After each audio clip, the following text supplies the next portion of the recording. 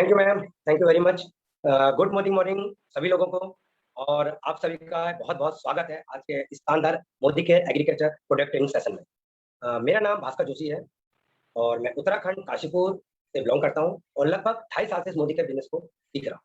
मैं सबसे पहले धन्यवाद देना चाहूँगा मेरी अपलाइन और मेंटर कांता साहब मैम को कि उन्होंने मुझे ये मौका दिया और मुझे मोटिवेट रखा इस सिस्टम पे कनेक्ट रहने के लिए और आज जो मैं हूँ, उन्हीं के मोटिवेशन की वजह से।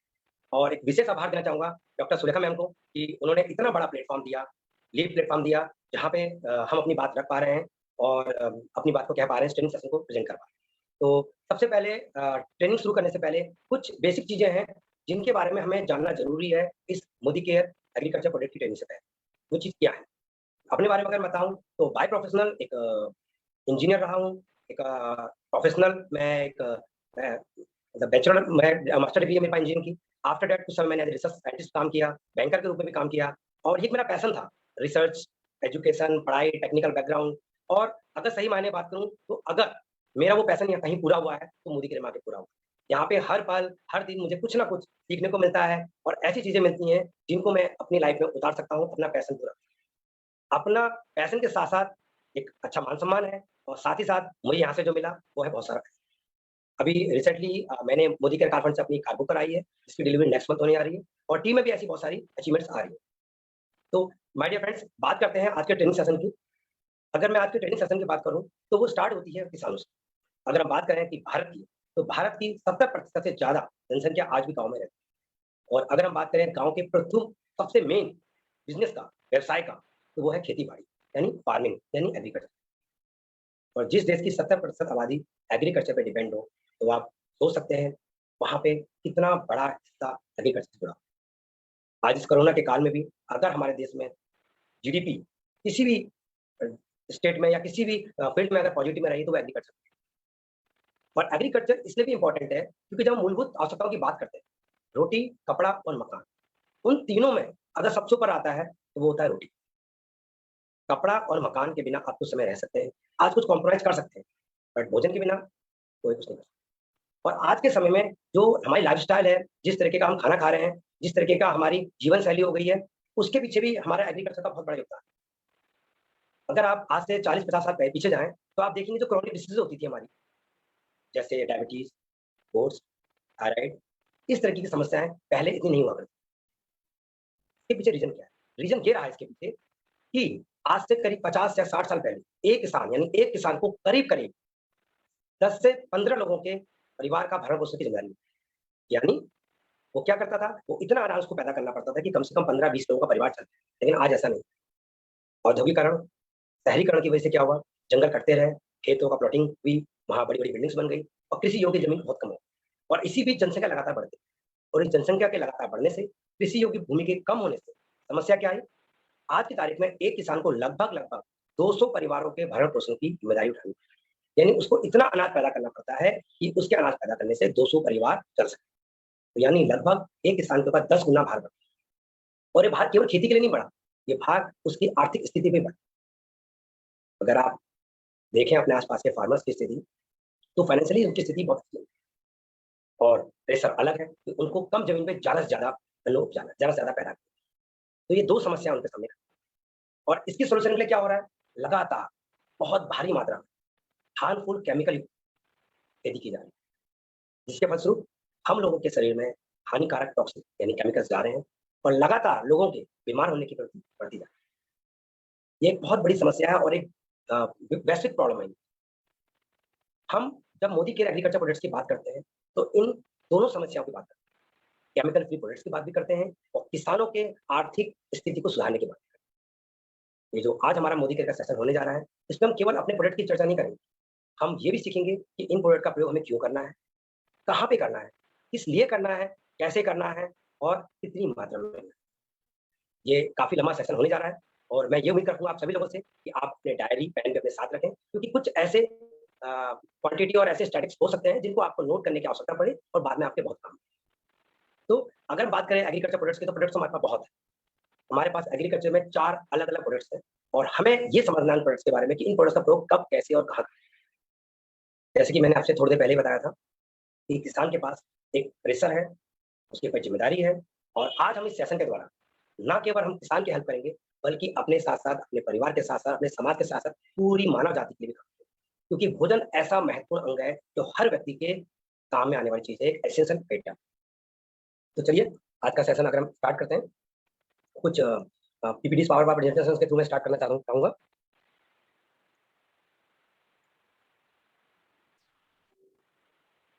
ओके, देखिए, जैसा आप सबको पहले से विदित है कि आज हम एग्रीकल्चर प्रोडक्ट की ट्रेनिंग सेशन कर रहे हैं।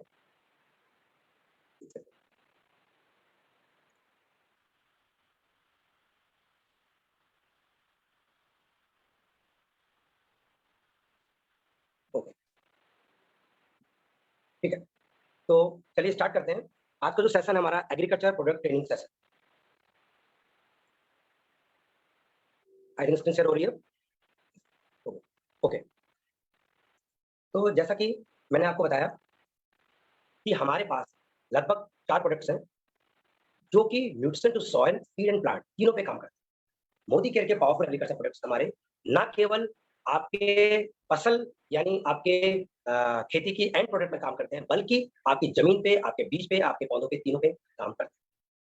अगर हम बात करें अपने एग्रीकल्चर प्रोडक्ट्स के बारे में, तो इन प्रोडक्ट्स को डेवलप करने के लिए बहुत ही हाई क्वालिटी के मार्केट्स, रिसर्च लीडर्स का सहयोग लिया गया है, जिसमें हमारी ही sister concern Indo Life super speciality division है। और जिन भी कंपनी के प्रोडक्ट्स हम लोग यूज़ कर रहे हैं, वो बहुत ही रिसर्च के बाद आए हैं। अगर प्रोडक्ट्स की बात करें, तो ये बहुत ही वर्सटाइल प्रोडक्ट्स हैं, यानी किसी भी पेड़ के किसी भी सेक्शन पे अलग-अलग समय पे अलग-अलग ढंग से प्रयोग होने वाले प्रोडक्ट हैं। और ये प्रोडक्ट केवल ना केवल एक स्टेज में प्रयोग होते हैं, बल्कि पौधों की सभी क्रिटिकल स्टेजेस में प्रयोग किए जाते हैं। अगर हमें बात करें कि हमारे देश की फसल की स्थिति, तो बेसिकली हमारे देश में 2 फसलें होती हैं, खरीफ यानी समर एंड रबी यानी विंटर। बट आजकल जैसा कि मैंने आपको पहले बोला था कि एग्रीकल्चर यानी किसान जो कृषि करते हैं, उन पे लोड बहुत ज़्यादा है, तो कई जगह 3-3 फसलें भी ली जा रही हैं। परिणाम स्वरूप जमीन की क्वालिटी का लगातार गिर, जहाँ पे 2 फसलें होनी चाहिए, वहाँ 3 फसलें ली जा रही हैं। और कई जगह इस देश में ऐसी भी स्थिति है, जहाँ पे 1 साल में 3-3 फसलें भी उठाई जाती हैं। इसके बारे में बाद में चर्चा करेंगे। ये कुछ इम्पोर्टेंट फसलों के नाम हैं और उनके स्टेट्स का नाम है कि अलग-अलग स्टेट्स में किस-किस प्रकार की फसलें की जाती हैं। जैसे बेसिकली अगर मैं बात करूँ नॉर्थ इंडिया की, तो वहाँ पे हमारा गेहूँ, हमारा बाजरा, हमारा क्या कहते हैं चीनी यानी शुगर केन, गन्ना, इस तरह की फसल ज़्यादा होती है। अगर हम साउथ की बात करें, तो वहाँ पे हमारा धान, हमारा क्या नाम है ज्वार और हमारी रबड़ की खेती ज़्यादा की जाती है। तो ये अलग-अलग स्टेट्स में अलग-अलग तरह की फसलें होती हैं। वहाँ के वातावरण, वहाँ के पर्यावरण और वहाँ की ज़मीन के हिसाब से। अगर हम अपने प्रोडक्ट की बात करें, जो हमारा पहला प्रोडक्ट है, पहला बेसिक प्रोडक्ट है, उसका नाम है एक्टिव 8। आज अगर हम किसी प्रोडक्ट की सबसे ज़्यादा चर्चा करते हैं मोदी केयर में, तो वो प्रोडक्ट है एक्टिव 8। एक्टिव 8 एक्चुअल में है क्या? जैसा नाम से आपको पता चलता है एक्टिव 80, यानी इसमें 80% एक्टिव इंग्रीडिएंट्स शामिल हैं। किसान लोग इसको कई नामों से जानते हैं। कुछ लोग इसको स्टिका के नाम से पुकारते हैं, कुछ लोग इसको सपोर्टर के नाम से पुकारते हैं। अलग-अलग क्षेत्रों में, अलग-अलग जगह पर ये अलग-अलग नाम होते हैं। बट इसका जो बेसिक यूज़ है, वो 3 प्रकार के यूज़ है। पहला वेटर, दूसरा स्प्लिटर और तीसरा एक्टिवेटर। अब बात करते हैं किसानों की समस्या। क्यों इस प्रोडक्ट की ज़रूरत है? क्या ज़रूरत है किसानों को इस प्रोडक्ट को यूज़ करने की? क्या आज से 50 साल पहले जब फार्मिंग होती थी, तो ये प्रोडक्ट यूज़ होते थे? जी नहीं। ये प्रोडक्ट आज से 50 साल पहले यूज़ नहीं होते। तो आज इनका प्रयोग क्यों? क्योंकि वातावरण, पर्यावरण प्रदूषण, सॉइल प्रदूषण यानी जो ज़मीन की खराबी हो रही है, ज़्यादा मात्रा में फसलें लेना ज़मीन से, उसका उपजाऊपन कम होना और भारी मात्रा में केमिकल कीटनाशक या फफूंदनाशक का प्रयोग। ये कुछ ऐसे कारण हैं, जिनकी वजह से हमें इस प्रोडक्ट की आवश्यकता पड़। अब मैं बताता हूँ किसानों की सबसे बड़ी समस्या क्या है। किसानों की जो सबसे बड़ी समस्या आज की डेट में है, वो है पेड़ों में कीड़े लग जाना या फफूंदी लग जाना। और किसान क्या करता है उसके लिए? उसके लिए वो फंगिसाइड्स या पेस्टिसाइड्स का प्रयोग करता है। और थोड़ा बहुत नहीं, बहुत भारी मात्रा में प्रयोग, लेकिन रिजल्ट उसके बाद भी नहीं आता। कई बार फार्मर फंगिसाइड्स या पेस्टिसाइड्स का प्रयोग करता है, उसको रिजल्ट नहीं आते, तो वो मार्केट में जाता है और रिक्वायरमेंट करता है कि हमें और थोड़ा-सा हार्ड केमिकल दीजिए, क्योंकि हमारे कीड़े नहीं मरते। उसके बाद क्या होता है, वो और ज़्यादा हार्ड केमिकल यूज़ करता है। उसके बाद वो और ज़्यादा हार्ड केमिकल यूज़ करता है। जब वो लगातार इस तरह के प्रोडक्ट यूज़ करता है, इससे ज़मीन खराब होती है। पेड़ों में, पौधों में जहरीले केमिकल भर जाते हैं और इसका नुकसान हमें उठाना पड़ता है। तो आखिर एक्टिविटी है क्या? अगर मैं एक्टिविटी की बात करूँ, एक्टिविटी का प्रयोग पानी के साथ मिला के किया जाता है किसी भी खरपतवार, किसी भी फफूंदीनाशक या किसी भी कीटनाशक के साथ। अगर मैं बात करूं इसका प्रयोग कैसे करना है, एक सिंपल सा घोल जो हम बनाते हैं उसके साथ इसका स्प्रे करना है।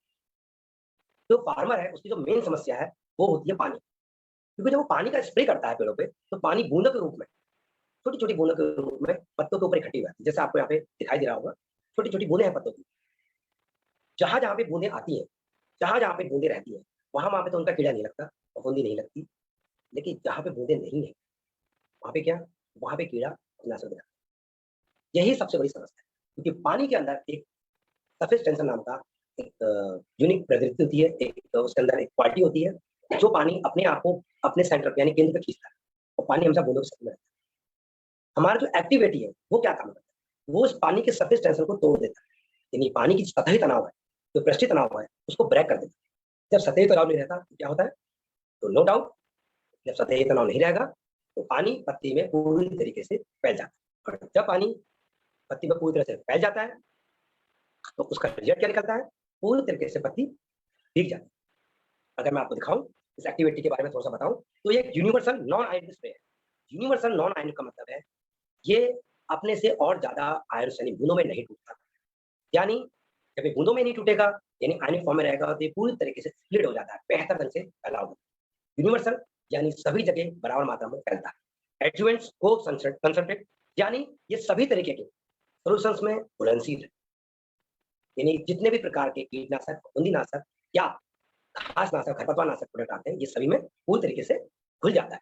वाइटर की तरह काम करता है, एक्टिवेटर की तरह काम करता है, स्प्लिटर की तरह काम करता है। पेस्टिसाइड यानी ये पत्तों की सतह पर प्रॉपर मात्रा में फैलता है, और जब प्रॉपर मात्रा में फैल जाता है तो पत्तों को भरपूर मात्रा में गीला कर देता है। कीटनाशक पत्ती की सतह पर पूरी तरह से फैल जाता है, और जब ऐसा होता है तो कीड़े उस पत्ती पर नहीं निकलते, नहीं लगते। और चूंकि ये पत्तों को पूरी तरीके से एज एक्टिवेटर है, एक्टिवेटर में क्या करता है ये उस कीटनाशक के, फफूंदीनाशक की पावर को बढ़ा देता है। पावर कैसे बढ़ेगी, जब किसी प्रोडक्ट आयनिक फॉर्म में बैक होता है तो वो पत्ती के अंदर तक चले जाता है, और जब वो पत्ते के सतह में यानी जो एक वैक्स की लेयर लगी होती है उस लेयर को जब वो ब्रेक कर देता है, पत्ते के ऊपर अच्छे से लग जाता है, तो क्या होता है, कीड़े किसी तरीके से उस पर अटैक नहीं करता।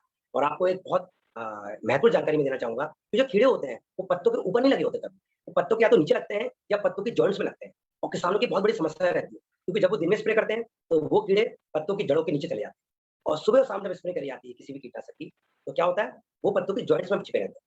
और जब किसान वहाँ पे स्प्रे करता है तो केवल पत्ते पत्ते तक उसकी स्प्रे होती है, और हवा चलने के बाद वो पानी की बूंदें नीचे गिर जाती है, यानी उस जॉइंट्स पर, उस जोड़ में जहाँ पे कीड़े यानी कीड़े छिपी हैं वहां तक वो नहीं पहुंच पाते। और जब वहां तक नहीं पहुंच पाते तो क्या होता है, नो डाउट कीड़े नहीं मरते, और फिर किसान स्प्रे करके जाता है, 4 दिन में कीड़े फिर से पत्ते खाते हैं। किसान का समय, किसान का पैसा और किसान की मेहनत तीनों ही व्यर्थ जाती है।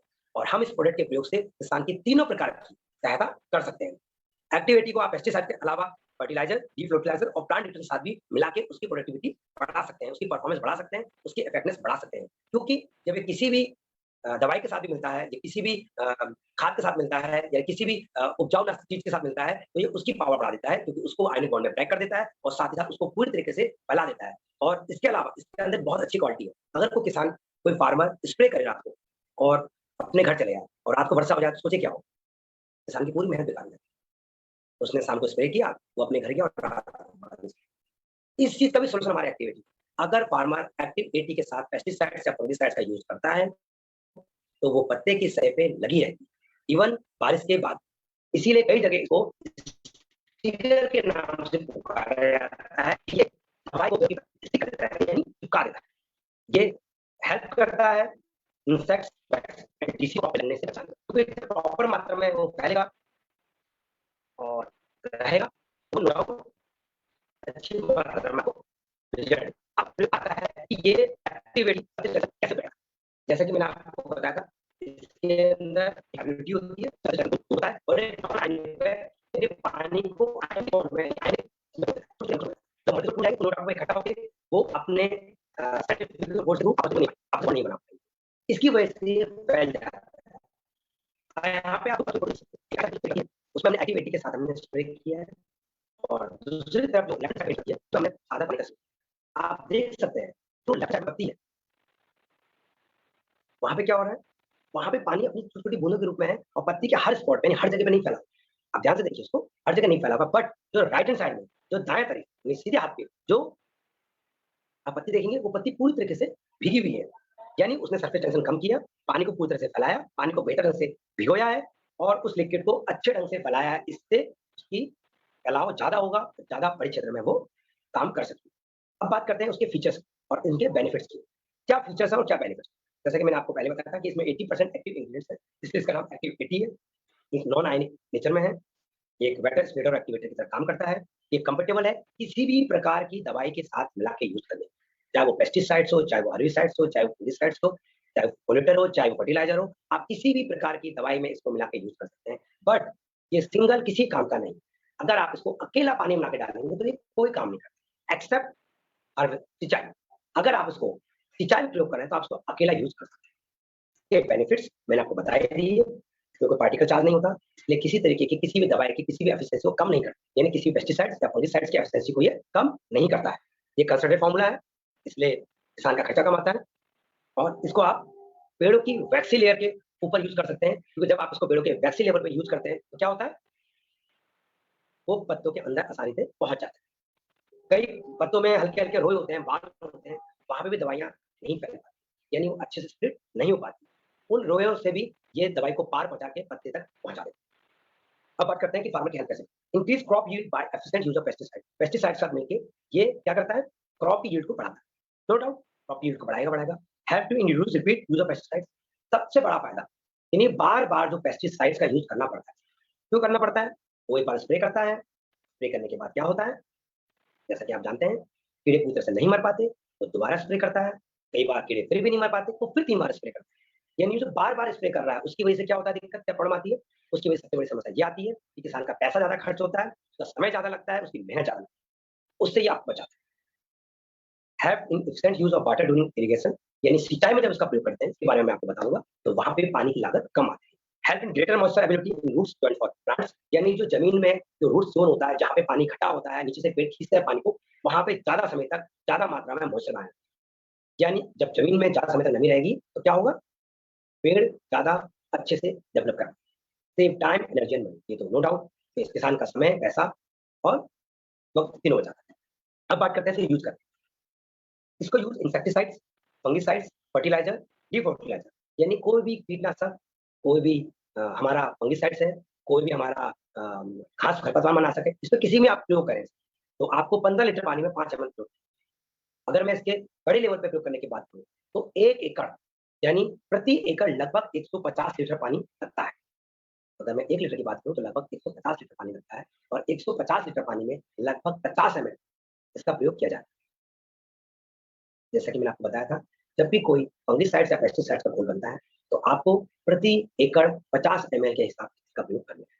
और अगर कोई खरपतवार नाशक यानी कोई घास मारने की दवा का हम यूज़ कर रहे हैं, तो इसकी मात्रा 3 गुना बढ़ जाती है, यानी उस केस में आपको प्रति एकड़ 150 एमएल का प्रयोग करना है। अगर छोटी यूनिट में बात करूँ, तो प्रति 15 लीटर में 20 एमएल का प्रयोग करना है। 15 लीटर हम लोग इसलिए इसका उपयोग करते हैं, क्योंकि जो किसान अपनी पीठ पे बैग टाँगता है, एक बैग जैसा होता है, एक टंकी होती है छोटी-सी, जिससे वो स्प्रे करता है नोज़ल से, वो 15 लीटर की होती है। बट आज की अगर हम बात करें तो 15 लीटर की टंकी आजकल अवेलेबल है नहीं। आजकल मोटर से बैटरी से चलने वाली चीज़ें आ गई हैं, तो वो 15 लीटर की टंकी अब नहीं रही और ज़्यादातर फार्मर्स लोग आजकल ट्रैक्टर से या बड़ी टंकी से यानी बड़ी जनरेटर से स्प्रे करते हैं। तो हम प्रति एकड़ की इसमें बात कि प्रति एकड़ आपका लगभग घास मारने की दवा के साथ आपको लगेगा 150 एमएल और किसी भी फफूंदीनाशक, कीटनाशक या किसी भी टॉनिक के साथ अगर आप उसका स्प्रे करते हैं, तो वो उसका यूनिट होगा आपका 50 एमएल।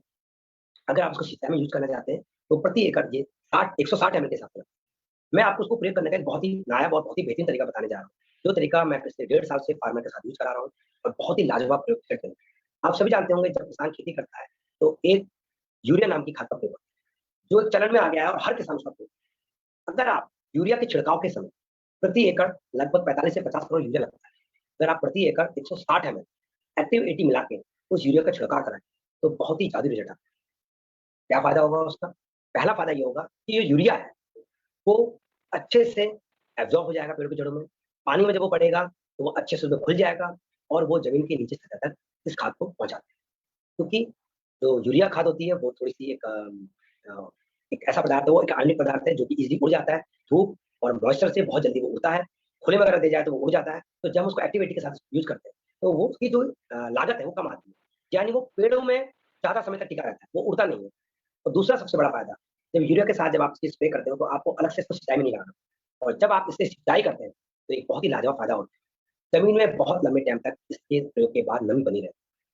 और जब एक्टिव 80 को यूरिया के साथ मिला दिया आपने और नमी ज्यादा समय तक लगी है, यूरिया ज्यादा अच्छे से एब्जॉर्ब होगा, तो क्या फायदा होगा? नो डाउट, पेड़ ज्यादा समय तक हरा भरा रहेगा, उसके अंदर नमी बनी रहेगी और यूरिया जो उसकी 40 to 50% वेस्ट हो जाती है, वो वेस्टेज की बच जाए। तो ये इसके यूजेस के तरीके हैं। अगर हम दूसरे प्रोडक्ट की बात करें, जिसका नाम है एक्टिव 80 गोल्ड, ये प्रोडक्ट भी कुछ अलग नहीं है। जैसा कि नाम से सही है, गोल्ड यानी सोना। इसमें कुछ डिफरेंस है, कुछ अंतर है एक्टिव 80 से। प्रयोग करने का तरीका अप्रोक्स सेम है। ये भी उसी की तरह एक नॉन आयनिक स्प्रे है, एडजुवेंट कंसंट्रेटेड प्रोडक्ट है, पानी के एब्जॉर्प्शन को बढ़ाता है सॉइल में, एक एक्टिव एटिवेटर स्प्लिटर की तरह काम करता है। तो उसमें बेसिक एक डिफरेंस है। वो डिफरेंस क्या है? वो डिफरेंस ये है कि ये eco friendly and biodegradable product है। ऐसा नहीं कि एक्टिविटी अनसेफ है, लेकिन जो एक्टिविटी गोल्ड जो बनाया गया, उसमें 100% जो इंग्रेडिएंट्स हैं, यानी जो प्रोडक्ट्स हैं, वो नेचुरल है। यानी जो उसके अंदर जितनी भी प्रोडक्ट्स हैं, कोई केमिकल बेस्ड प्रोडक्ट नहीं है, वो नेचुरल प्लांट सोर्स से एक्सट्रैक्ट किए गए। वो 100% आपको नेचुरल है, इसलिए वो बायोडिग्रेडेबल है। जैसे कि फीचर्स, जो फीचर्स एक्टिव 80 के हैं, वही एक्टिव 80 गोल्ड के हैं और वही बेनिफिट्स एक्टिव 80 गोल्ड के भी। बट इसका एक सबसे बड़ा बेनिफिट है कि ये डोमेस्टिक और एक्सपोर्ट दोनों तरह की क्रॉप में फायदेमंद है। कुछ ऐसी क्रॉप्स होती है जो इंटरनेशनली इंडिया से बाहर जाती है, उनकी बहुत सख्त उनके टर्म्स कंडीशन होती है। किसी भी तरीके के हार्मफुल केमिकल या किसी प्रकार का कोई भी केमिकल उसमें प्रयोग करने की कई प्रोडक्ट्स में मनाही होती है। ऑर्गेनिक फसल, आजकल ऑर्गेनिक फसल का बहुत चलन है, जहाँ आप जानते हैं कि लोग केवल और केवल क्या करते हैं? खाद का प्रयोग करते हैं, जैसे गोबर की खाद, नीम की खाद। वहाँ पे भी आप एक्टिव 80 गोल्ड का प्रयोग अगर आप करते हैं, तो वो आपको 100% सेटिस्फैक्टरी देगी, यानी किसी प्रकार का केमिकल पौधों के अंदर नहीं जाएगा, क्योंकि सभी प्रोडक्ट प्लांट एक्सट्रैक्ट किए गए हैं। क्योंकि वेजिटेबल बेस्ड इसके सर्फेक्टेंट्स हैं, तो ये यूरोपियन यूनियन द्वारा जो कंट्रीज है वहां से भी अप्रूव है। ईयू यानी जो यूरोपियन यूनियन कंट्री है, वहां पे भी आप इस प्रोडक्ट का एक्सपोर्ट कर सकते हैं और ये क्विकर फास्टर स्प्रेडिंग कवरेज देता है और बाकी चीजें इसकी एक्टिव 80 के बराबर ही है। अब जैसा कि मैंने आपको थोड़ा सा बताया कि थोड़ी सी यूज है एक्टिव 80 गोल्ड के यूजेस कैसे हैं, कि आप उसी तरीके से यूज करेंगे जैसे आपने एक्टिव 80 का यूज किया। आप इसको किसी प्रकार के वेजिटेबल, आप किसी प्रकार के फ्रूट्स, आप क्रॉप और अलग अदर गार्डन चीज में प्रयोग कर सकते हैं। तो ये तो बात थी हमारे एक्टिव 80 सिंपल प्रोडक्ट्स। अगर हम बात करें इस प्रोडक्ट्स के अलावा कि इस प्रोडक्ट के अलावा हमारे पास क्या प्रोडक्ट है, इसके अलावा हमारे पास काफी प्रोडक्ट है जो हमारे फार्मर्स के लिए हेल्पफुल है। बट इस प्रोडक्ट की अगर हम बात करें, जैसा कि मैंने आपको पीपीटी में शेयर किया, ये प्रोडक्ट हमारे फार्मिंग सेक्टर में वेटर स्प्लिटर और एक्टिवेटर की तरह काम आने वाला प्रोडक्ट। इस प्रोडक्ट को आप इंसेक्टिसाइड, पेस्टिसाइड्स और हर्बिसाइड का यूज करते हैं और आज की डेट में हर किसान इन पेस्टिसाइड्स और इंसेक्टिसाइड का प्रयोग करते हैं। अगर आप इस एक्टिव 80 का प्रयोग किसानों को कराते हैं, उसका सबसे बड़ा फायदा क्या है? किसान की लागत तो कम आई रहेगी, साथ ही साथ इन कीटनाशक का प्रयोग कम हो रहा है। और अगर कीटनाशक का प्रयोग कम होगा तो क्या फायदा होगा? आप समझ सकते हैं, हमारी जो फसल है, चाहे हमारा गेहूं हो, चाहे हमारा धान हो, चाहे हमारा गन्ना हो या किसी भी और प्रकार की सब्जियां हो, उनमें कीटनाशक की कमी होगी, कमी आएगी और हमारी जो फसल है उसमें हार्मफुल केमिकल कम से कम। और अगर ऐसा हो तो क्या हो?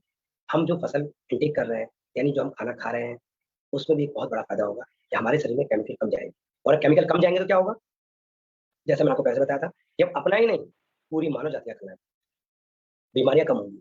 तो ये एक्टिव 80 का प्रयोग किसानों को कराना केवल और केवल अपने ही बिजनेस के लिए महत्वपूर्ण नहीं है, ये हमारे परिवार के लिए, हमारे समाज के लिए और पूरी मानव जाति के लिए भी बहुत ही महत्वपूर्ण है।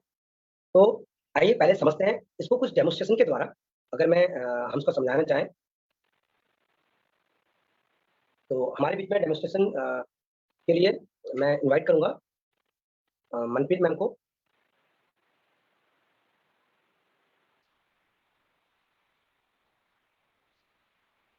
तो कुछ हमारे डेमोन्स्ट्रेशन में मैं वन बाय को इनवाइट करता हूँ।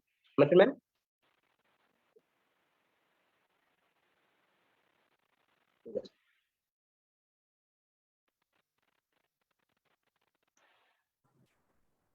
Good morning everyone. मैं मनप्रीत गुड मॉर्निंग एवरीवन। मैं मनप्रीत कौर उत्तराखंड हल्द्वानी से हूँ, करेंटली डायरेक्टर लेवल पर हूँ और आज आप सबके सामने सिंबॉलिक डेमोन्स्ट्रेशन लेके हूँ एक्टिविटी का। तो सबसे पहले मैं अपने बारे में बताना चाहूंगी। मैं बाय प्रोफेशन एक स्टूडेंट हूँ और मैं एक फार्मिंग फैमिली बैकग्राउंड से हूँ। तो इसी रीजन से, फार्मिंग बैकग्राउंड की वजह से मैं इस बिजनेस में मैंने एंटर किया था और मेरा कोर्स कहीं ना कहीं फार्मिंग से, एग्रीकल्चर से रिलेटेड है, तो उससे भी मैं काफी ज्यादा इन्फ्लुएंस होकर इस फील्ड में आई थी और एज अ करियर अब इस बिजनेस में आगे बढ़ रही। और साथ ही साथ में क्या कहते हैं बाय प्रोफेशन के एज अ करियर के साथ साथ मैं इसको सीरियसली इसलिए प्रिपेयर कर रही हूँ क्योंकि कहीं ना कहीं स्टडी से रिलेटेड भी है। तो सबसे पहले मैं स्टार्ट करना चाहूंगी हमारे सिंबॉलिक डेमोन्स्ट्रेशन को। तो ये अरबी का पत्ता है जिसमें हम सबको पता है कि पानी नहीं रुकता है। तो सबसे पहले हम नॉर्मली इसमें वाटर स्प्रे करके देखेंगे कि वाकई इसमें पानी रुकता है नहीं रुकता है। ये देखिए इसमें पानी रुकने की वजह नीचे फैलता जा रहा है। आप इसको देख सकते हैं कि पानी इसमें मतलब ड्रॉप्स की तरह रुक रहा है और नीचे को फिसल जा रहा है, ऐसे नहीं रुक रहा है। तो अब मैं जैसे कि हमारा एक्टिव 80 है वो वेटर की तरह भी काम करता है, स्प्रेडर की तरह भी काम करता है। तो हम इसको प्रैक्टिकली देखते हैं कि कैसे काम करता है। अब हमने इसमें थोड़ा सा एक्टिव 80 ऐड कर लिया है। अब देखिए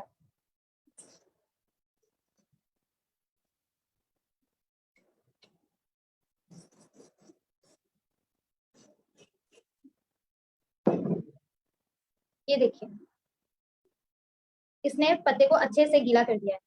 जैसे कि हम पहले देख पा रहे थे कि वो पानी जब हम नॉर्मली स्प्रे कर रहे थे वो फिसल जा रहा था या ड्रॉप्स की तरह रुक जा रहा था और पत्ते को गीला नहीं कर पा रहा था। और अब इसमें हमने जब एक्टिव 80 को ऐड किया है तो इसने पत्ते को अच्छे से वेट कर दिया है ना फिसलते हुए। ये तो था हमारा पहला डेमो। अब हम आगे बढ़ते हैं हमारे नेक्स्ट डेमो की तरफ। सबसे पहले मैंने ये 2 क्लासेस लिए हैं जिसको हम फील्ड की तरह कंज्यूम करते हैं। और जब हम इसमें अपने फील्ड में इरिगेशन करते हैं तो पानी का यूज होता है, सबको पता है इरिगेशन में। तो हमने ये दोनों classes as a field consume कर लिए हैं, ठीक है। तो सबसे और अब हम देखते हैं कि हमारी फील्ड है, हमारा फील्ड है जो उसमें कैसे पानी एब्जॉर्ब होता है, ठीक है। तो हम एक में ऐड करेंगे एक्टिव 80 और एक को लेंगे नॉर्मली एज अ फील्ड की तरह। एक में हम एक्टिव 80 को यूज कर रहे हैं और एक में हम नॉर्मली पानी को यूज कर रहे हैं इरिगेशन के लिए। तो हमने ये 2 फील्ड ले लिए हैं, हम दोनों को देखते हैं ये कैसे वर्क करता है। अब हमने इनको बाहर निकाल लिया। तो सबसे पहले जो ये वाली शीट है ये है बिना बिना एक्टिव 80 वाली। तो ये शीट देख सकते हैं आप कैसी है। अब हम इसको ओपन करके देखेंगे तो ये यहाँ इसकी एक लेयर के बाद दूसरी लेयर तक पानी नहीं गया है इसमें, आप देख सकते हैं इजिली। इसमें ये इजिली ओपन भी नहीं हो रही है और इसने पानी भी एब्जॉर्ब नहीं किया है, ये अंदर से कम्प्लीटली ड्राई है। और इसी के साथ साथ जब हम देखते हैं हमारी एक्टिव 80 वाली तो इसकी हम एक एक लेयर को बहुत इजिली निकाल पा रहे हैं और हमारी अंदर तक सारी लेयर्स में वाटर क्या है एब्जॉर्ब हो चुका है। इसी तरीके से ये एक्टिविटी हमारे फील्ड में भी काम करती है। ये पानी को अच्छे तक फील्ड के नीचे तक एब्जॉर्ब करने में हेल्प करती है। ये था हमारा सेकंड डेमो। अब हम अगले डेमो की बात करते हैं। हम जब स्प्रेस करते हैं मोस्टली जब हम यूरिया, जैसे कि सर ने बताया कि यूरिया वगैरह का यूज करते हैं, तो कई बार स्प्रेस मोस्टली पाउडर फॉर्म में होती है या क्रिस्टल्स के फॉर्म में होती है यूरिया। तो जब हम इसको नॉर्मली यूज करते हैं तो वो हमारी फील्ड में एब्जॉर्ब नहीं हो पाती है। कैसे नहीं हो पाती है वो हम देख सकते हैं। इसमें हम पाउडर यूज कर रहे हैं उन्हीं को रिप्रेजेंट करने के लिए, जो हम टॉनिक्स या फर्टिलाइजर्स या कोई भी चीज यूज करते हैं हमारे फील्ड में। ये जो है नॉर्मल हम जब सिर्फ पानी का यूज करके हम करते हैं अपने फील्ड में, तो ये देखिए सिर्फ पानी के साथ कहीं भी नहीं जा रही है, ये सिर्फ ऊपर वाली लेयर में रह जाती है। ऐसे ही हमारे फील्ड में भी कोई भी अगर हम कोई भी स्प्रे करते हैं पाउडर फॉर्म में या कोई भी यूरिया का एडिशन करते हैं तो वो ऊपर की लेयर में रह जाता है, जिसकी वजह से 70 to 80% वो इवेपोरेट हो जाता है और हमारे प्लांट्स तक नहीं पहुंच पाते। और जब हम उसमें एक्टिव 80 का यूज करते हैं तो आप कंप्लीटली देख सकते हैं कि ऊपर की लेयर में कोई भी पाउडर नहीं बचा है और नीचे कंप्लीटली एब्जॉर्ब हो चुका है। देखिए मैं आपको और पाउडर ऐड करके दिखाती हूँ। ये देखिए ये कैसे नीचे जा रहा है, नीचे तक एब्सॉर्ब हो रहा है। इसी तरीके से हमारा एक्टिविटी का यूज करने से हमारी जो भी यूरिया या जो भी हम डालते हैं तो वो नीचे वाली लेयर तक एब्सॉर्ब हो जाता है। Thank you very much. Over to you sir. Thank you ma'am, thank you very much. बहुत बेहतरीन से आपने डेमोन्स्ट्रेशन दिखाया। Thank you very much. ये वो प्रोडक्ट के डेमो था जिस प्रोडक्ट की अभी मैं थोड़ी देर पहले चर्चा कर रहा था कि हमारा एक्टिव 80, जैसा कि मैम ने अपना पहला डेमो दिखाया आपको, उन्होंने एक अरबी का पत्ता लिया, उस अरबी के पत्ते में उन्होंने पहले स्प्रे किया पानी से। तो जैसे कि आप जानते हैं कि अरबी का पत्ता बहुत वैक्सी होता है, उसके ऊपर की लेयर चिकनी होती है, तो उसकी वजह से पानी उसकी सतह पर रुक नहीं पाता। ऐसे कुछ हमारी फार्मिंग में होता है। हालांकि हमारी फार्मिंग इतनी चिकना तो नहीं होता, बट फिर भी हमने अरबी के पत्ते से दिखाने के पीछे हमारा उद्देश्य ये था कि जो सबसे ज्यादा चिकना है, सबसे ज्यादा वैक्सी लेयर वाला पत्ता है, ये उसको तक भिगो सकता है, उसको तक बेटर कर सकता है। तो हमारी फार्मिंग के जो फार्मर्स के अलग जो क्रॉप होती है, हमारे गेहूं है, हमारा गन्ना है, हमारे और फसलें हैं उनको भी काम करेगा करेगा। तो इन्होंने क्या किया, पहले स्प्रे किया, पत्ते में पानी बूंदों की शक्ल में रहा, यानी जो सरफेस टेंशन होती है उसके से पानी बूंदों के रूप में रहा और पानी लुढ़क गया नीचे, गीला नहीं हुआ। दोबारा मैम ने अपने उसी स्प्रे बोतल के अंदर थोड़ी सी मात्रा में एक्टिविटी डाली, जैसा कि हम अपने किसी भी फंगिसाइड या पेस्टिसाइड से मिला के यूज करते हैं उसको। तो जब उन्होंने उसके साथ उसका स्प्रे किया तो क्या हुआ, वो पत्तों में अच्छे ढंग से प्रॉपर ढंग से चिपक गया, फैल गया, पत्ती को गीला कर दिया, यानी जो पत्ती के ऊपर वैक्सी लेयर थी उसने उस वैक्सी लेयर को भी हटा दिया। ये एक बहुत ही मिरेकल प्रोडक्ट है, बहुत ही जादुई प्रोडक्ट है। फार्मर्स को इसको इससे यूज से बहुत ज्यादा बेनिफिट होता है। अगर हम इसके स्टेटस की बात करें तो कई फसलों में तो 120 से लेकर 140% तक का केवल और केवल फायदा किसानों को केवल अपने इंसेक्टिसाइड में डाल के हुआ है, और बाकी चीजों की तो बात ही नहीं कर रहे। तो जो आपने अभी डेमो देखा कि जब मैम ने स्प्रे किया एक्टिविटी के साथ तो क्या हुआ, उसने अरबी के पत्ते को भी गीला कर दिया, उसमें पूरी तरह से पानी को फैला दिया। तो यानी अगर किसान आदमी, किसान व्यक्ति को भी फार्मर है, वो जब इस एक्टिविटी को पेस्टिसाइड या फंगिसाइड से मिला के डालेगा तो क्या होगा, नो डाउट उसके पेड़ के, पौधों के, क्रॉप के सारे पत्ते प्रॉपर ढंग से गीले हो जाएंगे, भीग जाएंगे, दवाई उसमें चिपक जाएगी। इवन रेन या बारिश होने के बाद भी किसी भी प्रकार का उसको नुकसान नहीं होगा। और इससे सबसे बड़ा फायदा क्या होगा उसको, कि उसकी दवाई का फुल यूटिलाइजेशन होगा, दवाई बार बार नहीं लगानी पड़ेगी, और जो पर्पस था उसका, कीड़े मारना या फफूंदी को मारना या घास को खत्म करना, वो उसका पर्पस पूरा हो जाएगा। ये बहुत ही मिरेकल प्रोडक्ट है। दूसरा मैडम ने एक डेमो दिखाया आपको गत्तों के साथ, 2 गत्ते लिए उन्होंने। आपको पता है गत्तों में कई लेयर्स होती है, क्योंकि हमारी जमीन की, हमारी सॉइल की अलग अलग लेयर को रिप्रेजेंट करती है। हमारी जमीन भी ऊपर से अलग लेयर की होती है, उसके 10 फीट पाल अलग लेयर की होती है। कई बार तो फार्मिंग में आधे आधे फीट के बाद जमीन की संरचना बन जाती है, कई बार 4-4 6 इंच के बाद जमीन संरचना बन जाती है। ऊपर की 4 इंच की 5 इंच की लेयर खाद वाली होती है, ब्लैक कलर की होती है, उसके नीचे येलो वाली हो जाती है, उसके नीचे रेतीली मिट्टी आती है। और फार्मर क्या करता है, सिंचाई करता है। अगर जमीन पानी को रोकने की कैपेसिटी नहीं रख रही या पानी को इजीली एब्जॉर्ब नहीं कर रही तो क्या होगा, सूरज की रोशनी पड़ने से पानी इवेपोरेट हो जाता है, भाप बन के उड़ जाता है। एक फार्मर अपने खेत की सिंचाई करी और पानी भाप बन के उड़ गया। बताइए फार्मर कितना नुकसान। पहला नुकसान तो उस पेड़ को जो मॉइस्चर चाहिए थी, जो उस पेड़ को नमी चाहिए थी, जो पानी चाहिए था, उसको नहीं मिल पाया, उससे फसल का नुकसान। अब फार्मर उसकी पूर्ति करने के लिए क्या करेगा, फिर से सिंचाई करेगा, डीजल लगाएगा, बिजली लगाएगा, मोटर चलाएगा, अपनी मेहनत लगाएगा, अपना समय लगाएगा। और आपको जान के बड़ा आश्चर्य होगा, यहाँ पे अगर इस मीटिंग में फार्मर्स लोग बैठे होंगे या फार्मर बैकग्राउंड के लोग बैठे होंगे या उनके परिवार वाले फार्मिंग करते होंगे, तो पूरी पूरी रात जाके फार्मर खेत की सिंचाई करता है। इवन मैंने जनवरी या फरवरी के जाड़ों के महीने में देखा है कि फार्मर आधे आधे फुट पानी में घुसा हुआ होता था, जब वो गेहूं में पानी लगाता है या धान में अपना पानी लगा रहा होता है, और ठंड के मौसम में भी, कोहरे में भी वो खेत में सिंचाई कर रहा होता है। उसको खड़ा होकर देखना पड़ता है कि कितने फुट तक पानी उसके खेत में आ गया है, कितना पानी, जगह जगह उसको नाली काटनी होती है, जगह जगह उसको मेड़ बनानी होती है। तो ये उसके लिए बहुत ही जिम्मेदारी और बहुत ही मेहनत का काम होता है। खाली पैसों से नहीं, उसकी मेहनत ही बहुत लगती है। और जब हम एक्टिविटी इसमें बहुत थोड़ी मात्रा में प्रति एकड़ 160 ml के हिसाब से लगाते हैं तो क्या होता है, जादू रिजल्ट आते हैं। उस फार्मर की जो सिंचाई का पानी होता है वो कम मात्रा में लगता है, उसका समय कम लगता है, उसकी मेहनत कम लगती है, उसके पैसे की बचत होती है, उसकी बिजली की बचत होती है, उसके डीजल की बचत होती है, और यहाँ तक कि जो जमीन को जितनी प्रॉपर मात्रा में पानी चाहिए, जो मॉइस्चर चाहिए, जड़ों में पानी नीचे तक रुक जाता है। सोचिए कितना भला कर रहे हैं आप इस फार्मिंग, कितना ज्यादा हमारे एग्रीकल्चर भला होने वाला। और जो तीसरा डेमोस्ट्रेशन दिखाया मैम ने आपको, कुछ एक पाउडर लिया मैम ने, 2 ग्लास में डाला, एक ग्लास में पानी घुल गया, पाउडर घुल गया, और एक में नहीं घुला, ड्यू टू सरफेस टेंशन। जिस ग्लास में सादा पानी था उसमें सरफेस टेंशन की वजह से पानी के ऊपर ही ऊपर लेयर बन गई पाउडर की, और पाउडर घुल नहीं पाया। और दूसरे में जहां पे एक्टिविटी मिला था, क्योंकि वहां पर सरफेस टेंशन नहीं थी, जब सरफेस टेंशन ही नहीं होगी कोई, तो वो हवा की तरह काम करेगा पानी, और उन्हें पूरी तरीके से पाउडर को घोल लिया। यही काम करता है आपका एक्टिविटी यूरिया में या किसी प्रकार के पाउडर फॉर्म के फर्टिलाइजर्स या पेस्टिसाइड्स में। कई तरह के पेस्टिसाइड होते हैं, पाउडर फॉर्म में होते हैं, पानी में घोलते हैं, स्प्रे करते हैं, और होता क्या है, बाद में जाके वो सब ऊपर ऊपर तैरता रहता है और सब धूप से उड़ जाता है।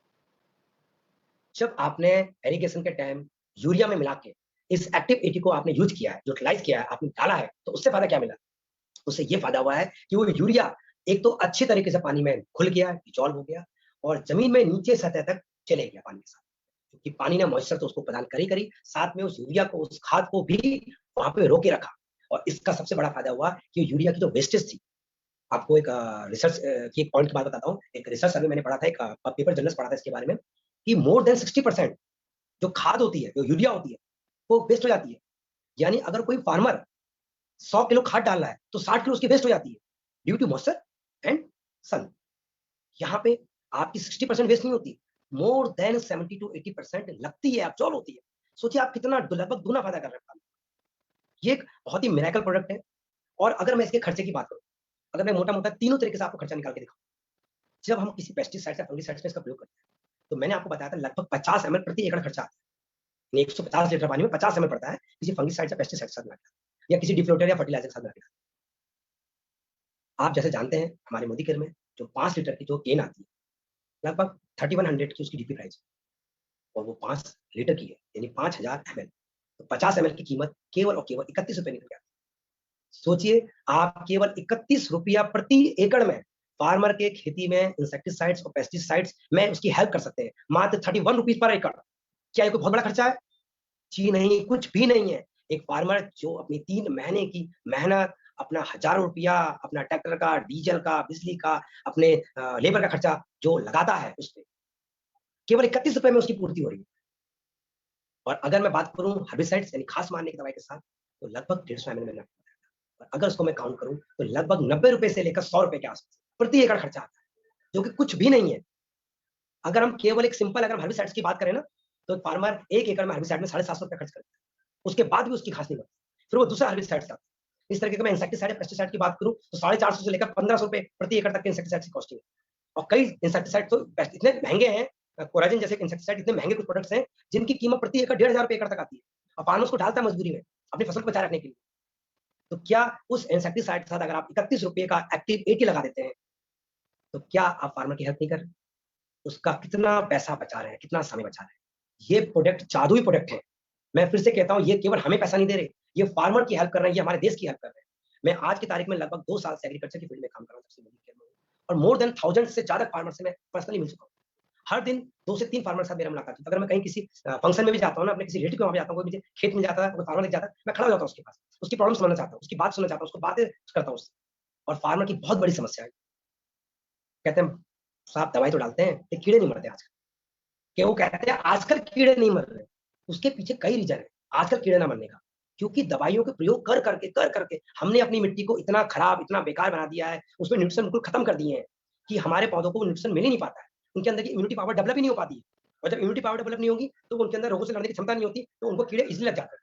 ना? तो कीड़े बहुत ईज़िली लग जाते हैं उनको। और फिर वो जब स्प्रे करते हैं, तो क्या होता है? सीधी-सी बात जैसे पहले बताया, या तो बारिश से धुल जाते हैं, या पत्तियों में से टपक के नीचे गिर जाते हैं, जो कुछ बूँदें पत्तियों में होती हैं, वो हवा से लुढ़क जाती हैं और फाइनली किसान आदमी मजबूर होता है दोबारा फिर दवाई खाने, फिर तिबारा, फिर चौबारा, यही प्रक्रिया चलती है। जितने भी लोगों को हमने एक्टिविटी आज तक दिया है, इतने बेहतरीन रिजल्ट्स होते हैं कि किसान अगले ही फसल में उसकी डिमांड करता है कि अब हमें इसके अलावा हमें स्प्रे करना ही नहीं है, हमें स्प्रे करना ही नहीं है। मुझे ऐसे कुछ अपने पर्सनल एक्सपीरियंस याद है कि एक फार्मर थे, मतलब हमारे टीम में भी आगे बहुत अच्छी बात है, उनसे मैंने इसकी चर्चा करी। वो सब्ज़ी लगाते थे, कच्ची सब्ज़ी बोलते हैं जिनको हम बैंगन हो गया, आपका टमाटर हो गया, आपका मिर्ची हो गई, आपकी भिंडी हो गई, जिसको हम कच्ची फसल बोलते हैं, तो वो इसकी खेती करते हैं। तो मैं गया, मैंने एक्टिविटी के बारे में बताया, तो उन्होंने कहा, "सर साहब हम तो ये शैम्पू यूज़ कर लेते हैं।" मैंने कहा, "शैम्पू? शैम्पू से क्या होता है?" तो उन्होंने कहा, "शैम्पू फैल जाता है झाग बनाने में।" तो वो मेरे लिए एक आश्चर्य की बात थी, मेरे पर्सनल एक एक्सपीरियंस था। तो उस एक्सपीरियंस की वजह से मैंने कहा कि सर मुझे भी दिखाइए कि कैसे आप उसको यूज़ कर रहे हैं, कैसे आप उसको इसमें से आई थिंक कुछ नॉइज़ आ रही है मेरे वहाँ, मैं 1 मिनट के लिए ज़रा अपना वॉइस बंद कर रहा हूँ।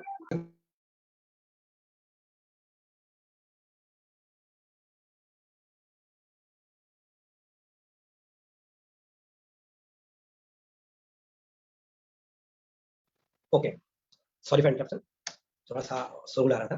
तो मैंने उसको जब उसका देखा उसको शैम्पू मिलाते हुए, तो मुझे भी कुछ ऐसे ही लगा, क्योंकि शैम्पू के बारे में जब मैंने पढ़ा तो वो भी सरफेस टेंशन ट्रैक करता है। मैंने कहा फार्मर तो बहुत सी जुगाड़ लगाई। तो मैंने कहा जब फार्मर के सरफेस टेंशन केवल शैम्पू से ही टूटने वाला है, तो हम इतने महँगे प्रोडक्ट का यूज़ क्यों कर रहे हैं? तो मुझे भी थोड़ा R&D करने की इच्छा हुई, मुझे भी मेरा ही मन किया कि मैं थोड़ा इसके बारे में पढ़ूँ, समझूँ कि शैम्पू का प्रयोग उसने किया, तो हम एक्टिविटी की ज़रूरत क्या है? इतना महँगा एक्टिविटी क्यों दे रहे हैं ₹50 का उसको, ₹30 का प्रति एकड़, उसका तो ₹10 में काम हो जाने वाला है, तो ₹30 क्यों खर्च करेगा? तो जब मैंने इस पे पूरी R&D करी, इसके बारे में पढ़ा, जर्नल्स पढ़े, पेपर्स पढ़े, जो हमारी कुछ डेवलप्ड कंट्री हैं, हमारे हिंदुस्तान में कई एशियन कंट्री जहाँ पे फार्मर आज भी ऐसा कर रहे हैं और उनको लोग ऐसे ज्ञान दे रहे हैं कि आप स्टिकर का यूज़ मत करिए, आप शैम्पू यूज़ करिए। वहाँ पे क्या हो रहा है? शैम्पू एक आयनिक प्रोडक्ट है। सबसे बड़ी बात, शैम्पू एक आयनिक प्रोडक्ट है। ये सबसे बड़ा नुकसान करता है आपके पेस्टिसाइड्स और हर्बिसाइड्स की पावर को कम करने का। ये पानी के साथ मिलकर हाइड्रोजन बॉन्डिंग बनाता है और आपके जो दवाई है, पेस्टिसाइड्स है, हर्बिसाइड्स है, उसकी पावर को 40 गुना तक कम कर देता है। जहाँ हमारा एक्टिविटी उसकी पावर को बढ़ाने का काम करता है, शैम्पू उसकी पावर को कम करने का। ये मेरे फील्ड के पर्सनल एक्सपीरियंस है जो मैं आपके साथ शेयर कर रहा हूँ। ये कहीं आपको किसी किताबों में या किसी यूट्यूब सेशन में नहीं मिलेंगे।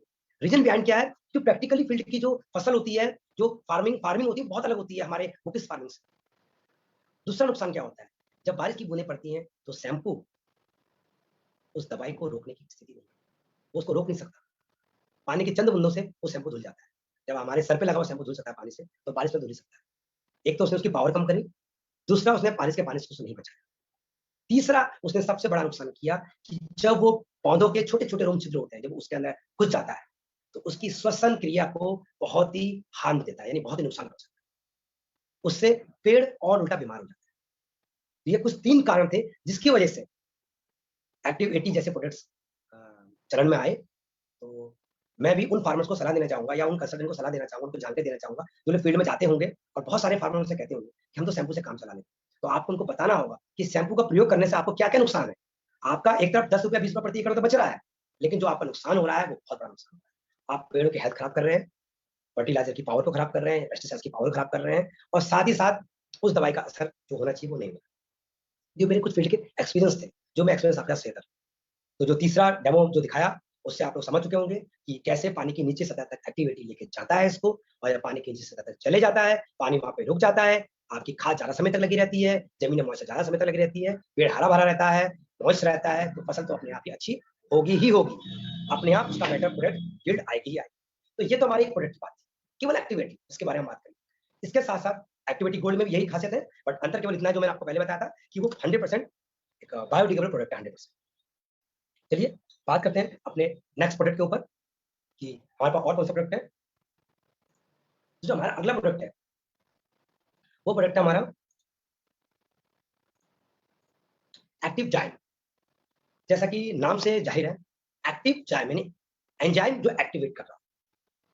जाइम एंजाइम से रिलेटेड है आपका, और आप सभी लोग जानते हैं कि एंजाइम्स क्या होते हैं। मैं इसको थोड़ा-सा ह्यूमन इंसानों से जोड़ के देखता हूँ, क्योंकि जैसे हम लोग जीवित प्राणी हैं, इसी तरीके से पेड़-पौधे भी एक जीवित प्राणी हैं। वो एक बस उनका दिक्कत क्या है, वो बोल नहीं सकते। हमारी तरह वो आवाज़ नहीं बोल सकते, वो चल फिर नहीं सकते। लेकिन हमें उनकी भाषा समझ नहीं आती। अगर आप और हम पौधों की भाषा समझने आ जाए हमें, हम समझने लगे, तो हम फसलों को कई गुना उनकी पैदावार कर सकते हैं। जिस तरीके से हमारे शरीर में जो हार्मोन्स होते हैं, जो एंजाइम्स होते हैं, वो बहुत ही महत्वपूर्ण काम देते हैं हमारे शरीर की डेवलपमेंट में। हमारे जितने भी ग्लैंड्स होते हैं, वो हार्मोन्स एंजाइम सीक्रेट्स करते हैं, और एंजाइम्स की बदौलत ही हमारे शरीर में, पेट में हमारा जो भोजन होता है, पचता है, एब्जॉर्प्शन होता है उसका, और शरीर में अलग-अलग जगह, अलग-अलग प्लेस में जाके क्या होता है, उसका एब्जॉर्प्शन का अलग-अलग काम करता है। उसी तरीके से पौधों के लिए भी अलग-अलग चीज़ों के लिए एंजाइम्स यूज़ होते हैं। उनकी प्रकाश संश्लेषण के लिए यानी फोटोसिंथेसिस के लिए अलग जाम चाहिए होता है। उनकी पत्तियों के डेवलपमेंट के लिए अलग जाम चाहिए होता है। एक पेड़ पौध से कई शाखाएँ फूटने के लिए अलग जाम चाहिए होता है। डंडियों को मोटा रखने के लिए, उनके ऊपर क्रीमी लेयर को बरकरार रखने के लिए अलग जाम चाहिए होता है। उनके अंदर की जो नलिकाएँ होती हैं, जैसे हमारे शरीर में नसें होती हैं, नीचे से ऊपर पानी को, खाद को, न्यूट्रिशन को पहुँचाने के लिए अलग जाइम्स यूज़ होते हैं, जो उसको ताकत देते हैं, ऊपर पुल अप करते हैं। फूलों को खिलने के लिए, उनको रंग कलर देने के अलग जाइम प्रयोग होते हैं, और फलों को बड़ा करने के लिए अलग जाइम होते हैं, और फल को पकाने के लिए अलग जाइम होते हैं, और लास्ट में पकाने के बाद उसको डालने से टपकाने के लिए भी अलग जाइम। यानी जिस तरीके से हमारा मानव शरीर जाइम्स, हार्मोन्स पे डिपेंड है, हर तरह के केमिकल रिएक्शन पे डिपेंड है, पेड़-पौधे भी बिल्कुल इंसानों की तरह हैं, वो भी इन चीज़ों पे डिपेंड है। अगर पेड़-पौधों को सही मात्रा में, सही समय पर टॉनिक या हार्मोन्स नहीं अवेलेबल होंगे जमीन से, सॉइल से, तो क्या होगा? नो डाउट वो बीमार पड़ जाएँगे, और जब बीमार पड़ जाएँगे तो क्या होगा? ज़ाहिर-सी बात है, वो अच्छी फसल नहीं दे पाएँगे। तो हमारा पहला कर्तव्य है पेड़-पौधों को सही समय पे, सही मात्रा पे उनके लिए टॉनिक प्रोवाइड कराना। जैसा कि इसमें लिखा है एक्टिव जाइम, seaweed extract for plant and food. एक सीवीड एक्सट्रैक्ट है। सीवीड क्या है बेसिकली? सीवीड जैसे नाम से सीवीड, समुद्र से निकली हुई एक शैवाल, क्या उससे निकाला गया एक्सट्रैक्ट है, जो पौधों के लिए और हमारे प्लांट्स के लिए ज़रूरी है। आप यहाँ पे 2 फोटो देख रहे हो। कुछ-कुछ समझ में आ रहा है इन फोटो से? आई थिंक आपको समझ में नहीं आया होगा। राइट हैंड साइड एक burning of the wheat stability and the left hand side में राइस स्टेबलिटी। आपने देखा होगा जब फसल कटती है, जो लोग फार्मिंग फील्ड से उनको तो पता ही है, जो लोग फार्मिंग से नहीं है, फिर भी उनको जानकारी होगी। आजकल जो फसल कटती है, वो हँसिया से नहीं कटती है, पहले तो हँसिया से बिल्कुल नीचे तक फसल काटी जाती थी, और उसके बाद फिर उसमें जुताई होती थी। फार्मर उसको 2-3 महीने के लिए छोड़ता था, और फिर उसमें फसल होती थी। ये ट्रेडिशनल तरीका था, और ये बहुत ही कारगर तरीका था। इसमें होता क्या था? हँसिया से उसने फसल काटी, उनको जड़ से काटी, और जो फूस होती थी, उसको वो गाय-भैंसों को खिलाते थे, और धान या गेहूँ को पटक के निकाल लेते थे। फसल निकल गई, भूसे का प्रयोग कर लिया, और जो नीचे जड़ें बची हैं, छोटी-छोटी 1-1, 2-2 4-4 इंच की जो ज़मीन बची होती है, उसको वो वहीं हल से जोत देते थे, या हैरो जोत लेते थे। फिर उसका क्या होता था? उसको कुछ समय के लिए छोड़ देते थे।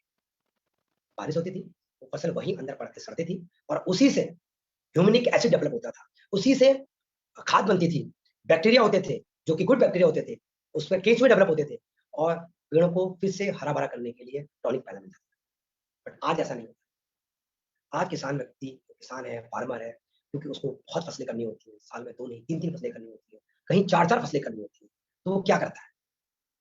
उसके लिए वो एक कंबाइन मशीन आती है आज की फार्मिंग में, जो 2 या 4 इंच नहीं छोड़ती, वो 1 डेढ़ फीट तक फसल को छोड़ देती है। एक तरफ से चलती है, एक तरफ से गेहूँ या धान निकलता रहता है, दूसरी तरफ से भूसा निकलता रहता है और वो बाकी भूसा जमीन में पड़ जाता है। अब फार्मर क्या करे? फार्मर उसमें आग लगा देता है। जी हाँ, अपने खेत में फार्मर आग लगा देता है। ये उसी आग के जले हुए अंश है जो आपको फोटो में दिखाई। इससे कितने नुकसान होते हैं? सबसे पहला नुकसान होता है जब वो आग लगाता है, तो जो उसके बचे हुए अंश से जो सड़ने से जो खाद बनने वाली थी, वो खाद नहीं बनती। उस आग की वजह से जो माइक्रो बैक्टीरिया थे जमीन के, वो खत्म हो जाते हैं। कई तरीके के एंजाइम्स, फास्फोरस, सल्फर, पोटास, कई तरह के इंपॉर्टेंट जिंक, ऐसे मिनरल्स जो पेड़ों की डेवलपमेंट के लिए बहुत इंपॉर्टेंट है, वो भी साथ में खत्म हो जाते हैं। इसीलिए जमीन हो जाती है बंजर। यहाँ तक कि जो केंचुए और कुछ और माइक्रो वेव्स होते हैं, वो भी खत्म हो जाते हैं। अब क्या करे किसान? जमीन तो कर दी उसने आग लगा बंजर, क्योंकि उसको तुरंत दूसरी फसल चाहिए थी, वो नहीं छोड़ सकता था 2-3 महीने अपनी फसल। मैं अपना एक बिल्कुल सच्चा और एक सच्ची घटना बताता हूँ।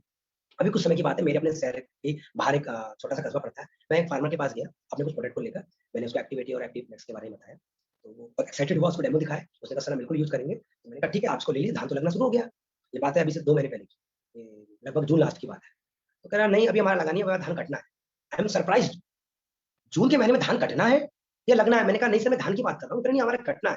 मैंने कहा है आपका? तो मैंने देखा घर के बिल्कुल बगल में उसके धान के खेत लहरा रहे थे और अच्छे से पके भी नहीं थे। तो मैंने कहा सर ये आपने कब लगाया और कब पका? करा अभी हमने ये होली के टाइम लगाया था और ये अभी परसों नरसों से कटाई करा देंगे और अगले हफ्ते हम धान लगा देंगे। मैंने कहा इतना जल्दी कैसे?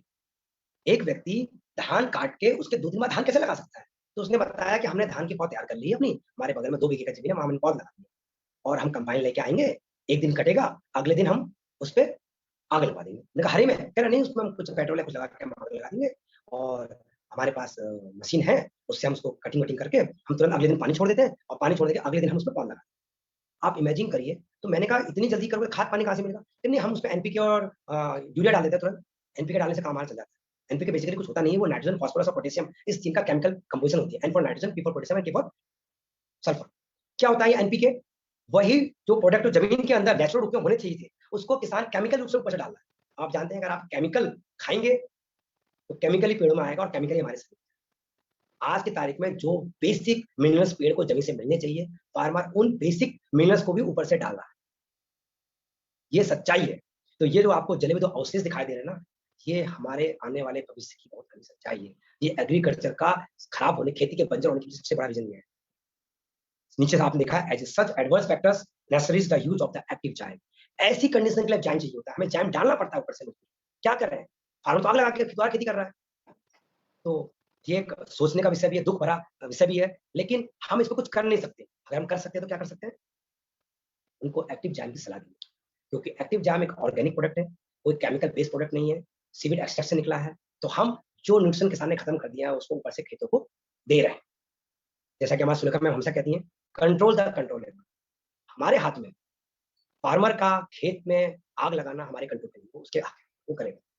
हमारे हाथ में क्या है? हमारे हाथ में है उसको एक्टिव जाइम देना। एक्टिव जाइम में 6 मेजर कंपोनेंट क्या क्या होते हैं?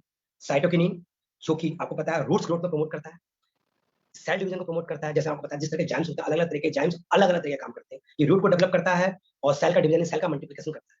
साथ ही साथ जो सिंथेसिस होती है, फोटोसिंथेसिस, उसमें हेल्प करता है और प्रोटीन के स्ट्रक्चर को बनाने में हेल्प करता है। दूसरा जाइम ऑक्सिन होता है, जो सेल में इसको प्रमोट करता है एलोंगेशन एंड डिले एजिंग, यानी उनका असमय पत्तियों का पीला पड़ना, यानी समय से पहले पत्तियों का पीला पड़ना। जैसे हम कहते हैं एंटी एजिंग क्रीम लगा लो, या ऐसा कोई प्रोडक्ट ले लो जो एंटी एजिंग है।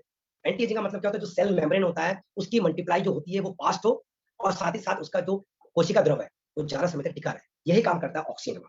इसके अलावा इसमें ग्रेबालिन एसिड यानी ग्रेबालिन होता है, जो सेल डिवीजन को और रूट सिस्टम को बढ़ाता है। यहाँ तक कि कल्ले मारने का कहते हैं, अपने एक फार्मर की भाषा में बताऊं, कल्ले मारना। जैसे एक गेहूं का बीज लगता है, जब गेहूं का एक बीज लगता है तो उससे कई सारे पौधे निकलते हैं, एक ही बीज से कई सारे पौधे निकलते हैं, उसको बोलते हैं कल्ले मारना, कल्ले आना फार्मर की भाषा में। रूट डिवीजन मतलब ये जो आपकी शाखाएं होती है उसका डिवीजन होता है, मल्टीप्लाई होती है। मैं एग्जाम्पल लेता हूँ आपसे। अगर एक गेहूं के बीज से 10 पौधे निकलती है और आपने अगर उसमें जिब्रेलिक एसिड यूज करा, एक्टिव जाइम डाला और 10 की जगह अगर 15 रूट्स निकलने लगे, क्या हो? 5 फलियां बढ़ेंगी। जहां एक 20 से 10 फलियां आ रही थी, वहीं एक 20 से 15 फलियां आएंगी। यानी क्या होगा? 15 फलियां आएंगी यानी 5 फली बढ़ी, तो फार्मर का 50% फायदा हुआ कि नहीं हुआ? कुछ लोग हमसे पूछते हैं कि कितने परसेंट यील्ड बढ़ जाती है। इट डिपेंड अपॉन यू कि आप इन प्रोडक्ट का यूज कैसे कर रहे हैं, किस तरीके से कर रहे हैं, किस समय कर रहे हैं। ये सबकी जानकारी मैं आपको आने वाले अभी 1 घंटे में देने वाला हूँ। तो कल्ले माने काम करता है, रूट्स को निकालता है, मल्टीप्लाई डिवीजन करता है। इसके अलावा एंजाइम्स होते हैं जो बायोकेमिकल रिएक्शंस पे टेक्स करते हैं, पार्टिसिपेट करते हैं, बहुत हेल्प करते हैं उसकी। इसके अलावा इसमें विटामिन्स होते हैं जो ऑक्सीडेशन प्रोसेस को रिड्यूस करते हैं। ऑक्सीडेशन क्या होता है? ऑक्सीजन का क्षय होना, उसका टूटना। जैसे मैंने आपको बताया जिस तरीके से हम सांस लेते हैं, ऑक्सीजन लेते हैं और कार्बन डाइऑक्साइड छोड़ते हैं, वैसे ही पेड़ भी ऑक्सीजन लेते हैं, कार्बन डाइऑक्साइड छोड़ते हैं। बट जब वो फोटोसिंथेसिस करते हैं, यानी जब अपना भोजन बनाते हैं, तो वो इसका अपोजिट करते हैं। तब वो कार्बन डाइऑक्साइड लेते हैं और ऑक्सीजन छोड़ते हैं। तो जो ऑक्सीडेशन यानी ऑक्सीजन का क्षय करने की जो प्रक्रिया है, उसको ये रिड्यूस करता है। यानी जहां पे ऑक्सीजन खत्म हो रही होती है, ये ऑक्सीजन का निकलना बढ़ाता है, क्योंकि जितनी ज्यादा मात्रा में ऑक्सीजन निकलेगी उतनी ज्यादा मात्रा में कार्बन डाइऑक्साइड, ये कार्बन डाइऑक्साइड में से कार्बन को लेता है और उस कार्बन से अपना भोजन तैयार करता है सूरज की किरणों के द्वारा। तो पेड़ों के अंदर जो पीलापन आता है, आप क्या ध्यान देना, किसी पौधे को आप छाया में रख दीजिए बहुत दिनों तक, कमरे के अंदर रख दीजिए, उसके पत्ते पीले पड़ने लगेंगे क्योंकि उसको सूरज की किरणें नहीं मिल रही, वो अपना भोजन नहीं बना पा रहा है, उसको कम करता है। और हाइड्रोलाइज प्रोटीन जो होता है, प्रोटीन तब तक प्रोटीन नहीं बनता अमीनो एसिड से जब तक अमीनो एसिड्स के कॉम्प्लेक्स हाइड्रोजन्स नहीं बनते। अमीनो एसिड के मिलने से ही प्रोटीन डेवलप होता है। लगभग 21 प्रकार के अमीनो एसिड्स होते हैं जिससे प्रोटीन बनता है, और जब तक हाइड्रोलाइसिस नहीं होगी उसकी, तब तक प्रोटीन नहीं बनेगा उस अमीनो एसिड से। ये उसको भी बनाने में हेल्प करता है। ठीक है, तो ये कुछ एक्टिव जैम्स के फीचर्स थे। अब बात करते हैं सीविड्स की। Also has the natural advantage of seaweeds. Seaweeds का नेचुरल एडवांटेज क्या है, किस वजह से सीविड एक्सट्रैक्ट किया? ये एक ऑर्गेनिक है, नेचर पे ऑर्गेनिक रूप से उगाया था, समुद्र के नीचे उगता है ऑर्गेनिक रूप से। ओवर 60 मिनरल्स एंड एलिमेंट्स, 60 से ज्यादा मिनरल्स इसमें अंदर, 60 मिनरल्स, यानी पेड़ को लगभग लगभग हर प्रकार के मिनरल्स मिल जाएंगे जो उसके लिए इंपॉर्टेंट है। 21 अमीनो एसिड्स, यानी सभी 21 प्रकार के अमीनो एसिड्स मिल जाएंगे जो अमीनो एसिड्स हमारे शरीर के लिए महत्वपूर्ण है। सिंपल एंड कॉम्प्लेक्स हाइड्रोलाइट जो कार्बोहाइड्रेट्स होते हैं, आप जानते हैं कार्बोहाइड्रेट्स क्या होता है, हमारे शरीर में हमको एनर्जी प्रदान करते हैं, वो पौधों को भी एनर्जी प्रदान करते हैं उनके फोटोसिंथेसिस के दौरान। जब वो भोजन बनाते हैं तो फोटोसिंथेसिस के दौरान कार्बोहाइड्रेट्स को एनर्जी देते हैं, हमको भी एनर्जी देते हैं। फिर वो कार्बोहाइड्रेट इकट्ठा हो जाता है फलों में, गेहूं में, धान में, आम में, अमरूद में, गन्ने में, कार्बोहाइड्रेट इसमें इकट्ठा होता है। अब ज्यादातर फल फ्रूट्स में कुछ ना कुछ मात्रा में कार्बोहाइड्रेट होता ही होता है। ये कार्बोहाइड्रेट इसके अंदर ऑलरेडी पाया जाता है। इसके अलावा essential plant growth nutrients and hormones, जो प्लांट की ग्रोथ के लिए बहुत एसेंशियल हार्मोन्स हैं, वो भी इसमें पाए जाते हैं, द ट्रैक एलिमेंट्स। अब बात करते हैं इसके बेनिफिट्स। जो बेनिफिट्स मैं आपको ऑलरेडी पहले बता चुका हूं, कुछ बेनिफिट्स रूट सिस्टम्स को डेवलप करने में हेल्प करते हैं। माइक्रोबियल एक्टिविटी, जो सॉइल के अंदर जो माइक्रोबियल एक्टिविटी होती है, बैक्टीरिया होते हैं, उनकी एक्टिविटी बढ़ाते हैं। Better absorption and translocation of nutrients, nutrients को सही तरीके से नीचे से ऊपर तक पहुंचाने में हेल्प करते हैं, क्योंकि इसमें ऐसे इंग्रेडिएंट्स भी हैं, ऐसे एंजाइम भी हैं जो प्लांट के अंदर की कैपिलरी को हेल्प देते हैं। नॉन टॉक्सिक है, नेचर में कोई जहरीला नहीं है, कोई भी हार्मफुल केमिकल नहीं है, ये इको फ्रेंडली है, इसमें कोई भी केमिकल नहीं है और आसान यूज करना है। आप फार्मर को न्यूट्रिशन दे रहे हो जो उसका न्यूट्रिशन खराब हो गया है, लेकिन विदाउट एनी हार्मफुल केमिकल, ये बहुत बहुत बहुत बड़ी बात है। Improve plant natural self defence system and stress condition. अभी इसके स्ट्रेस कंडीशन आएंगे जब हम अगले प्रोडक्ट में आएंगे, लेकिन मैं फिर भी आपको यहाँ थोड़ा थोड़ा मोटा मोटा बता देता हूँ। जैसे हम लोगों को स्ट्रेस होता है ना, वैसे पौधों को भी स्ट्रेस होता है, वो भी तनाव झेलते हैं। कुछ तनाव बायोटिक होते हैं, कुछ एबायोटिक, कुछ जैविक होते हैं, कुछ अजैविक होते हैं। इनके बारे में अपने नेक्स्ट सेक्शन में बात करेंगे। ये उसको भी इंप्रूव करता है, उसकी पावर को बढ़ाने में इंप्रूव करता है, उसकी इम्यूनिटी बढ़ाने में इंप्रूव करता है। जैसे हम लोग कहते हैं इंटेलेक्टिव ब्रह्मी हमारे स्ट्रेस से लड़ने में हमारी ताकत क्षमता देते हैं, या सुगंधा, इस तरीके से एंटीजैम भी पेड़ों के साथ वही काम करता है। और मैं आपको एक बार फिर बता दूं, जो कंडीशन है ना कि हमारी जो कंडीशन है हम इंसानों की, हम खाते हैं, पीते हैं, अच्छा महसूस करते हैं, बुरा महसूस करते हैं, बीमार भी पड़ते हैं, हमें न्यूट्रिशन भी चाहिए होता है, ऐसी हमें पौधों के लिए सोचना होता है। यही हमें पेड़ पौधों के लिए सोचना है। अगर हम ऐसा नहीं सोचेंगे तो क्या होगा, हम उनके साथ कनेक्ट नहीं कर पाएंगे। और पौधे भी बिल्कुल इसी ढंग से काम करते हैं, हमें भी ऐसे ही फील करना चाहिए। इसके अलावा इसमें better development of the grains, fruits and size, जो लास्ट की बात है, कहते हैं कि यील्ड, जो फसल है उसको इंप्रूव करता है। और सारी जुगत, सारी लड़ाई, सारी मेहनत तो फसल के लिए हो रही है, जो एंड प्रोडक्ट आता है उसी के लिए हो रही है। ये इसके कुछ बेनिफिट्स हैं। इसको आप कहाँ यूज कर सकते हैं, आप फील्ड क्रॉप यूज कर सकते हैं, पैडी में यूज कर सकते हैं, व्हीट में, ज्वार में, बाजरा में, कॉटन में, ऑपरेन में, जूट में, गन्ने में, सभी तरीके के आप फसल यूज कर सकते हैं। इसके अलावा आप दालों में यूज कर सकते हैं, सभी तरह के पल्सों में। रेड ग्राम हो गया आपका, ग्रीन ग्राम हो गया आपका, ब्लैक ग्राम हो गया, हॉर्स ग्राम हो गया, बंगाली, यानी किसी तरह की दालें हो गई आपकी, जितनी भी तरीके के आपको दलहन बोलते हैं जिनको, जितने भी तरह के दलहन हो गए आपके, सभी तरीके के दलहन आप उसका प्रयोग कर सकते हैं। हर तरह की सब्जी में यूज कर सकते हैं आप। कच्ची सब्जी जैसे टमाटर हो गया, भिंडी हो गई, गाजर हो गया, आपकी मिर्ची हो गई, शिमला मिर्च हो गए, इस तरह के उसमें करें। प्लांटेशन, कुछ लोगों को बागवानी का शौक होता है, आप वहाँ यूज कर सकते हैं। कुछ और बड़े बागान होते हैं, जैसे बागान हो गए आपके चाय के बागान हो गए, रबर के बागान हो गए, आपके कॉफी के हो गए, नारियल के हो गए, इस तरह के बागान यूज कर सकते हैं। घरों में अपने बागवानी में यूज कर सकते हैं। कुछ फ्रूट्स के बागवान होते हैं, जैसे आम के और अमरूद के, आपके लीची के, आपके सेब के, इस तरह के आप बागान में यूज कर सकते हैं। हर तरह की जगह पे कुछ, मतलब आप इसका प्रयोग वहां हर जगह कर सकते हैं जहां पौधे। ऐसा कोई भी पौधा नहीं है जहां पे मैं आपको बताऊं कि इस पौधे पे आपको उसका प्रयोग करना है, क्योंकि जाइम्स की प्रयोग, जाइम की जरूरत हर प्रकार के पौधे को होती ही होती है। अभी मैं आपको एक ऐसा उदाहरण बताऊंगा, हालांकि मेरे पास उसकी फोटोग्राफ्स नहीं है, क्योंकि उसकी फोटोग्राफ्स की परमिशन नहीं थी, लेकिन मैं आपको एक ऐसी खेती के बारे में बताऊंगा अभी कुछ समय बाद, जो खेती मिट्टी में होती ही नहीं है, और उस खेती को लोग कर रहे हैं, और हमारे एक्टिव जाइम और एक्टिव मैक्स की कर रहे हैं हवा में। ऐसे भी प्रोडक्ट्स हैं। अब हम अपने एक शानदार प्रोडक्ट के बारे में बात करेंगे, जिसका नाम है एक्टिव मैक्स, और आप सारी जुगत और सारा काम इसी पे है। जैसे नाम से जाहिर है, एक्टिव मैक्स यानी एक्टिव करेगा पेड़ को और मैक्सिमाइज लेके जाएगा अपनी हमारी जीवन, मैक्सिमम प्लांट को मैक्सिमाइज भी कर रहा है और उसको एक्टिवेट कर रहा है। एक्टिव मैक्स की बात करूं तो ये अपने आप में बहुत बड़ा, इतना बड़ा विषय है, और इतनी चीजें इसने अपने संजो के रखी है कि जितना हम इसके बारे में पढ़े, सुने, बातें करें। हम सबसे पहले ह्यूमन से, मैं हमेशा पेड़ की तुलना इंसान से करता हूं, तो मैं आज इसके उल्लेख लेकर इंसान से तुलना करूंगा। एक्टिव मैक्स क्या है और हम कैसे करें? आपको पता है, हम सबको कोई भी काम करने के लिए, आगे बढ़ने के लिए, एक्टिविटी करने के लिए हमें प्रेरणा की जरूरत पड़ती है, मोटिवेशन की जरूरत पड़ती है। हम लोग बार बार कहते हैं मीटिंग्स में आओ, ट्रेनिंग में आओ, बड़े बड़े सेमिनार्स में, क्यों? हमें मोटिवेशन चाहिए, हमें अंदर से कुछ चाहिए, हमें स्टिमुलेट करने के लिए कुछ ना कुछ चाहिए, तभी हम आगे निकल के आते हैं। हमें मोटिवेशन चाहिए होता है। ये भी एक स्टिमुलेशन है, स्टिमेट है, प्रेरणा देता है। किसमें? Bio estimate. अगर मैं आपको दिखाऊं, इसके डिब्बे में लिखा है, अगर आप ध्यान से देखें, आई थिंक यहाँ पे आपको दिखाई दे रहा होगा, इनके पास बॉक्स है तो वो देख सकते हैं इसको। इस पे लिखा है बायो स्टिमुलेंट।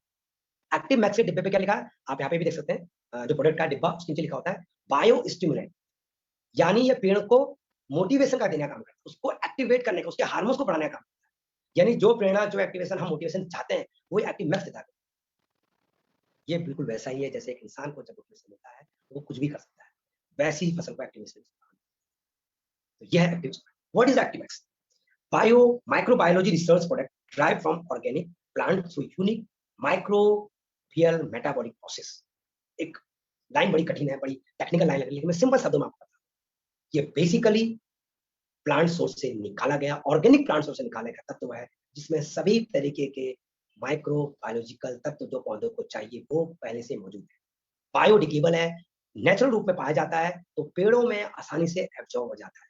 यानी जो चाइम, जो टॉनिक, जो भी चीज पौधे अपने लिए खुद डेवलप करते हैं, बनाते हैं, वो बनाया बनाया इसको मिल जाता है। समझ पा रहे हैं? ये उसी की तरह है, जब कोई व्यक्ति हमारे मोदी कहते हैं सप्लीमेंट लेता है, उसने एक मल्टीविटामिन की गोली खाई, क्या हुआ? फूड सप्लीमेंट है मल्टीविटामिन, यानी हमारे खान पान में जो चीज की कमी रह गई हो, मल्टीविटामिन की टैबलेट उस कमी को पूरा कर दे, उस विटामिन अमीनो एसिड को पूरा कर दे। यही है एक्टिव मैक्स। पेड़ों को जमीन से न्यूट्रिशन में जो कमी रह रही है उन सभी कमियों को पूरा करने का। हम जब कहते हैं कि अगर हम फूड सप्लीमेंट रेगुलरली, टाइमली, लगातार खाएंगे, तो हमारे बीमार होने के चांस नेग्लिजिबल हो जाते हैं, बहुत कम हो जाते हैं, हमारी इम्यूनिटी बढ़ जाती है, हम स्वस्थ महसूस करते हैं, हम हेल्थी महसूस करते हैं, हम जल्दी जल्दी बीमार नहीं पड़ते। वही पेड़ों के साथ होता है। अगर हम एक्टिव मैक्स का प्रयोग उसमें करते हैं तो पेड़ों को भी यही फायदा होता है। मैं आपको बताऊं, एक जिस हम स्ट्रेस की बात कर रहे थे, पौधों को भी हमारी तरह स्ट्रेस होता है। पौधों की जो यील्ड होती है, जो फसल होती है, वो 3 कारकों से इफेक्ट होती है। सबसे पहला कारण होता है जेनेटिक, दूसरा होता है बायोटिक स्ट्रेस, तीसरा होता है एबायोटिक स्ट्रेस। जो जेनेटिक स्ट्रक्चर होता है ना बीज का, उसमें हम कितनी भी उन्नत लाए, कितनी ग्रोथ है, उसकी तो मैक्सिमम कैपेसिटी वो है 11%, एज पर रिसर्च 11% तक, सॉरी माफ कीजिएगा, जेनेटिक जो उसकी कोडिंग होती है वो 24% तक जाती है, 11% तक उसका बायोलॉजिकल यानी बायोटिक स्ट्रेस होता है। इन दो पे तो हम कुछ कर सकते हैं, उसको अच्छा खाद पानी देकर, यूरिया डालकर, अच्छा टॉनिक डाल के अलग से ऊपर से, बीज अच्छे वाले बीज मार्केट से लेके आकर। अबायोटिक स्ट्रेस का क्या? अजैविक तनाव का क्या, जिसको पौधा 65% तक झेलता है। अगर हम अजैविक तनाव को, पौधों को झेलने की क्षमता बढ़ा दें, तो फसल में 65% तक की ग्रोथ हो सकती है। ये रिसर्च बताती है। 24% तक आपका जेनेटिक, यानी बीज का जो जेनेटिक कोड होता है, तो बीज में 11% तक का उसका एबायोटिक, और जो हमारा जो एबायोटिक अजैविक तनाव है वो लगभग 65%। क्या है ये तनाव? अचानक से गर्मी हो जाना, अचानक से ठंडा पड़ जाना, अचानक से तेज हवाएं चलना, इस तरीके के तनाव को पौधा झेलता है। सूखा पड़ जाना, समय से पहले बारिश हो जाना, ऐसे कई सारे कारण हैं जिसकी वजह से फसलें खराब होती हैं और ये 65% तक होती है। अगर हम पौधों को ताकत दे दें, इस स्ट्रेस को झेलने की क्षमता दे दें, तो क्या हो? हम उसकी यील्ड में बहुत एक्सपोनेंशियल ग्रोथ ला सकते हैं। क्या-क्या इसको दूर करता है? जर्मिनेशन, इसके बारे में मैंने बात करी, तो 24% तक आता है। जर्मिनेशन इसको दूर करता है। जैसा कि आप जानते हैं, जब बीज बोते हैं, तो 20 से 25% तक बीज नहीं हो पाते। उनके पीछे कई कारण होते हैं। कोई कारण कुछ कारण ये होते हैं कि जब बीज जमीन में जाते हैं, तो फंगस की वजह से, कीड़ों की वजह से बीज खत्म हो जाते हैं, सड़ जाते हैं। दूसरा कारण क्या होता है? कुछ बीज कटे-फटे होते हैं। तीसरा कारण क्या होता है? उसको सही मात्रा में, प्रॉपर मात्रा में हवा, मॉइस्चर और नमी, गर्मी, तीनों चीजें नहीं मिल पाती, जिसकी वजह से उनका सही मात्रा में अंकुरण नहीं होता। क्योंकि बीज अपने अंदर पहले से जेनेटिक कोड लेके चलता है, तो वो जो जिस फसल से वो बीज निकला है, उस फसल में ऑलरेडी हार्मफुल केमिकल होते हैं, ऐसे केमिकल होते हैं जिससे उसका जेनेटिक कोड बिगड़ चुका होता है, जिससे जनरेशन अच्छी नहीं होती। इस वजह से जनरेशन खराब होती है। यानी अगर आपने 100 बीज लगाए, तो 30-40 बीज तो आपके ऐसे खत्म हो गए, तो आपके 30% तो आपकी फसल वैसे ही खराब हो। दूसरा, बायोटिक स्ट्रेस, जिसके बारे में मैंने बात करी थी अभी, तुम्हारा बायोटिक स्ट्रेस है, अजैविक तनाव, फर्टिलाइजर यूज एफिशिएंसी, फर्टिलाइजर का यूज आंख बंद करके भर-भर के होता है। जब किसान 20 किलो एक एकड़ में डालता था, तो फसल उसकी अच्छी हो रही थी। आज वही किसान 50 किलो डाल रहा है, तो वही फसल नहीं हो रही। कई जगह तो 70-70 किलो भी प्रति एकड़ खाद डाली जा रही है, जो हमारी जमीन को खराब करता है। यील्ड एंड क्वालिटी लॉस, जो यील्ड का और क्वालिटी का लॉस हो रहा है, उसको बढ़ावा देता है, उसको अच्छा करता है। पुअर सॉइल हेल्थ, जो जमीन की जो पुअर हेल्थ है, यानी जो जमीन में उर्वरा शक्ति, यानी जमीन के अंदर का पोषक तत्व या न्यूट्रिशन कम पड़ गए, उन कमियों को दूर करने के लिए। ये बहुत प्यारी टैगलाइन है, ये हर जगह यूज होती है, बहुत ज्यादा use. Yield is not sealed until harvest. Yield is not sealed, yield क्या है? फसल, एंड प्रोडक्ट हमारा। हार्वेस्ट यानी फसल की कटाई। जो फसल है, वो फसल तब तक कामयाब नहीं है जब तक वो कटे ना जाए। ऐसा क्यों कहा गया? इसके पीछे छोटे-छोटे लेकिन बहुत महत्वपूर्ण कारण। जब एक पौधा जर्मिनेशन प्रोसेस से निकलता है और धीरे-धीरे, धीरे-धीरे बड़ा होता है, फल, फूल और लास्ट में फसल देता है, उन सारी प्रक्रियाओं में वो कई चरणों से गुजरता है। अलग-अलग चरणों में उसको अलग-अलग तरीके से न्यूट्रिशन जरूरत है, अलग-अलग मात्रा में न्यूट्रिशन चाहिए। कनेक्ट करिए इंसान से। एक बच्चा पैदा हुआ है, उस समय उसकी रिक्वायरमेंट कुछ और होती है। वो 5 या 6 साल का होता है, उसकी रिक्वायरमेंट कुछ और होती है। 25 साल का होता है, उसकी रिक्वायरमेंट कुछ और होती है। जैसे-जैसे बड़ा होता है, उसकी रिक्वायरमेंट चेंज होती है। कभी उसको बहुत ज़्यादा मात्रा में सप्लीमेंट चाहिए होते हैं, मतलब मिनरल्स चाहिए होते हैं, कभी उसको प्रोटीन ज़्यादा चाहिए होती है और कभी उसको एंटी एजिंग प्रोडक्ट ज़्यादा चाहिए। हर समय पे उसकी अलग-अलग तरीके की डिमांड होती है। एक महिला को ले लो, एक स्वस्थ साधारण महिला अलग रिक्वायरमेंट होती है और एक प्रेग्नेंट वुमन होती है, उसकी अलग। ऐसी पेड़ों का होता है। जब पेड़ बीज से निकल के, आप देख सकते होंगे, इसमें कई चरण दिखाए गए हैं, आपको इस पिक्चर में दिखाई दे रहा होगा। एक पौधा बीज से निकलना शुरू हुआ है, तो वो बीज से थोड़ा धीरे निकलता है, 4 से पत्तियाँ आती हैं, तो उसकी रिक्वायरमेंट, जब वो थोड़ा बड़ा होता है, उसकी रिक्वायरमेंट अलग होती है। जब उसमें फूल आना शुरू होता है, उसकी रिक्वायरमेंट बदल जाती है, और जब फल आने लगता है, उसकी रिक्वायरमेंट बदल जाती है। और अगर क्रिटिकल कंडीशन में किसी भी न्यूट्रिएंट में हम डेफिशिएंसी कर दें, कोई कमी कर दें, तो पूरी की पूरी फसल खराब हो सकती है, उसकी यील्ड में असर पड़ सकता है। इसलिए फसल अच्छी हो गई, तभी हम कह सकते हैं जब वो कट के खेत में, मंडी में पहुंच जाए, हमारे हाथ में आ जाए। That's why we say yield is not sealed until harvest. जब तक फसल कटे ना जाए, तब तक वो फसल यील्ड नहीं हुई है। इसीलिए इस बात से आपको क्या समझना चाहिए? फसल का अंतिम स्टेप, यानी जब तक फसल कट ना जाए, तब तक हमें उसकी देख-रेख करनी है, उसकी देखभाल करनी है। लाइन लिखिए, small nutrient deficiency eight critical stage can result in yield loss. Critical stages जो होती हैं हमारी फसल की, यानी फल आना, फूल आना या उसकी 2 या 4 पत्तियाँ निकलना शुरू, ये बड़ी क्रिटिकल स्टेज होती है और इन स्टेज में उसका बहुत ख्याल रखना पड़ता है। या छोटे बच्चे का ख्याल, विशेष से उसका ख्याल रखना, ठीक है? अब हम उनकी अलग-अलग समय पर अलग-अलग डिमांड्स होती हैं। The factor limiting the yield potential, जिसके हिसाब से हमें समय-समय के हिसाब से अपने एक्टिव मैक्स का और बाकी चीज़ों का प्रयोग करना होता है, जिन प्रयोग के बारे में हम बात करें। Nutrition demand, different stage different needs, need 200 to 500 more nutrition during reproductive stage। जिस समय फूल और फल आ रहे होते हैं, उस समय पौधे को 200 से 500% ज्यादा न्यूट्रिएंट की जरूरत पड़ती है। इसको कोट समझिए, गॉट इट, इसको नोट कर लीजिए कि सबसे ज्यादा जरूरत कब बनती है? जिस समय रिप्रोडक्टिव स्टेज होता है। एक माँ के साथ भी ऐसी होता है, जब वो एक बच्चे को जन्म देने वाली होती है, उस 8-9 महीने के उसमें उसको ज्यादा न्यूट्रिशन की आवश्यकता होती है, उसको अपने स्वास्थ्य का ज्यादा ख्याल रखना होता है, उसको ज्यादा हेल्थी खाना खाना होता है। यही हमारे पेड़ पौधों के साथ, अगर उस समय उसका ख्याल रखेंगे तो फसल बर्बाद हो सकती है। Nutrient mobility, some partially mobile nutrients cause nutrition imbalance. Nutrient mobility का मतलब है जमीन से पत्ते के टिप तक न्यूट्रिशन जाते हैं। जैसे हमारे शरीर में नसें हैं ना, खून बह रहा है, खून के साथ साथ हमारे शरीर में न्यूट्रिशन जाते हैं, कार्बोहाइड्रेट, शुगर, विटामिन के, विटामिन डी, यूरिक एसिड, जितने भी तरीके हमारे कैल्शियम, मैग्नीशियम, ये सारे न्यूट्रिएंट जाते हैं और अलग पार्ट पर अलग काम करते हैं। वैसे ही पेड़ के तने के अंदर कैपिलरीज होती है, उनकी भी नसें होती हैं। अगर पेड़ों को सही समय पे न्यूट्रिएंट सही जगह पे नहीं पहुंचाया गया तो डेफिशिएंसी की वजह से बर्बाद हो सकता है। तीसरा, सॉइल इनकैपेबिलिटी, जमीन में ही जान नहीं है, उसके अंदर ही कुछ नहीं, उस केस में incapable to provide nutrient in bioavailable, क्योंकि जमीन के अंदर जो न्यूट्रिएंट होते हैं वो बायो अवेलेबल होते हैं, जमीन के अंदर पाए जाते हैं। जब अलग से एनपीके या यूरिया डालते हैं, केमिकल खाद है, ये फसल को नुकसान भी करती है, जमीन को नुकसान भी करती है, और उतने अच्छे ढंग से ये शरीर बॉडी में लगती भी नहीं है, उनमें एब्जॉर्ब भी नहीं होती अच्छी मात्रा। फॉर एग्जाम्पल, आप लोगों ने सुना होगा आयरन की गोली खाना और पालक, बैगन, चुकंदर और गाजर खाना, आप इसमें किस चीज को बेहतर मानते हैं? मैं मानता हूँ सभी लोगों का जवाब होगा कि अगर हम गाजर, पालक, बैगन, चुकंदर खाएं ज्यादा अच्छा है, इनका मजा आयरन गोली खाना, क्योंकि ये बायोडिग्रेडेबल प्रोसेस नेचुरल रूप में पाया जाता है और वो बॉडी में ज्यादा अच्छे ढंग से without any side effect absorb होता है। यही यहाँ पे है, ये बायो न्यूट्रिएंट अवेलेबल करता है, पेड़ों में अच्छे से एब्जॉर्ब हो जाता है। और चौथा, एबायोटिक स्ट्रेस, जिसकी मैंने बात करी, जो कि बहुत ही इंपॉर्टेंट और बहुत ही बड़ा कारण है। लगभग 65% तक एबायोटिक स्ट्रेस की वजह से पेड़ जलते हैं। हवा, पानी, सूखा, एनवायरमेंट की जो कंडीशन होती है, पाला पड़ना, गर्मी होना, कभी नमी होना, बहुत लंबे समय तक नमी बना रहना, मॉइस्चर बहुत समय तक बनी रहना, ये सारे रीजन होते हैं जो फसल को इफेक्ट करते हैं। इनका सोल्यूशन क्या है? One stop solution to increase the yield potential, we have involve the new technology, technology involve कर रहे हैं जिसका नाम है iNet टेक्नोलॉजी, यानी एंडोलाइफ nutrient enable technology. iNet technology के द्वारा एक बहुत ही शानदार और बेहतरीन प्रोडक्ट, जिस प्रोडक्ट की बात कर रहे हैं वो है एक्टिव मैक्स, मैक्सिमाइज यूअर, जो कि बायो स्टूडेंट है। और ये iNet टेक्नोलॉजी जो इंडोलाइफ न्यूट्रिएंट टेक्नोलॉजी है, ये हमारी सिस्टर कंसल्ट है इंडोलाइफ, जो स्पेशलिस्ट डिवीजन है, मोदी केयर की सिस्टर कंसल्ट है। तो हमें बड़ा फक्र होना चाहिए हमारे प्रोडक्ट पे, और ये बहुत ही शानदार प्रोडक्ट है और पेटेंटेड प्रोडक्ट है। आइए थोड़ा सा इस प्रोडक्ट के बारे में बात करते हैं। क्या है इंडोलाइफ न्यूट्रिएंट टेक्नोलॉजी? इसका जो रॉ मटेरियल है, ये वेस्टर्न कोस्ट है, जो हमारा आइलैंड का जो पश्चिमी किनारा है समुद्र का, ये वहां से ली गई। क्या करती है?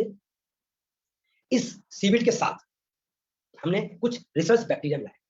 ये जो सीवीड होती है, ये जिस एरिया पाई जाती है वो बहुत ही साफ सुथरा एरिया माना जाता है वर्ल्ड में, बहुत ही हाइजीनिक एरिया है, वहां पे पोल्यूशन नहीं है, जो आइलैंड का वेस्टर्न कोस्ट है।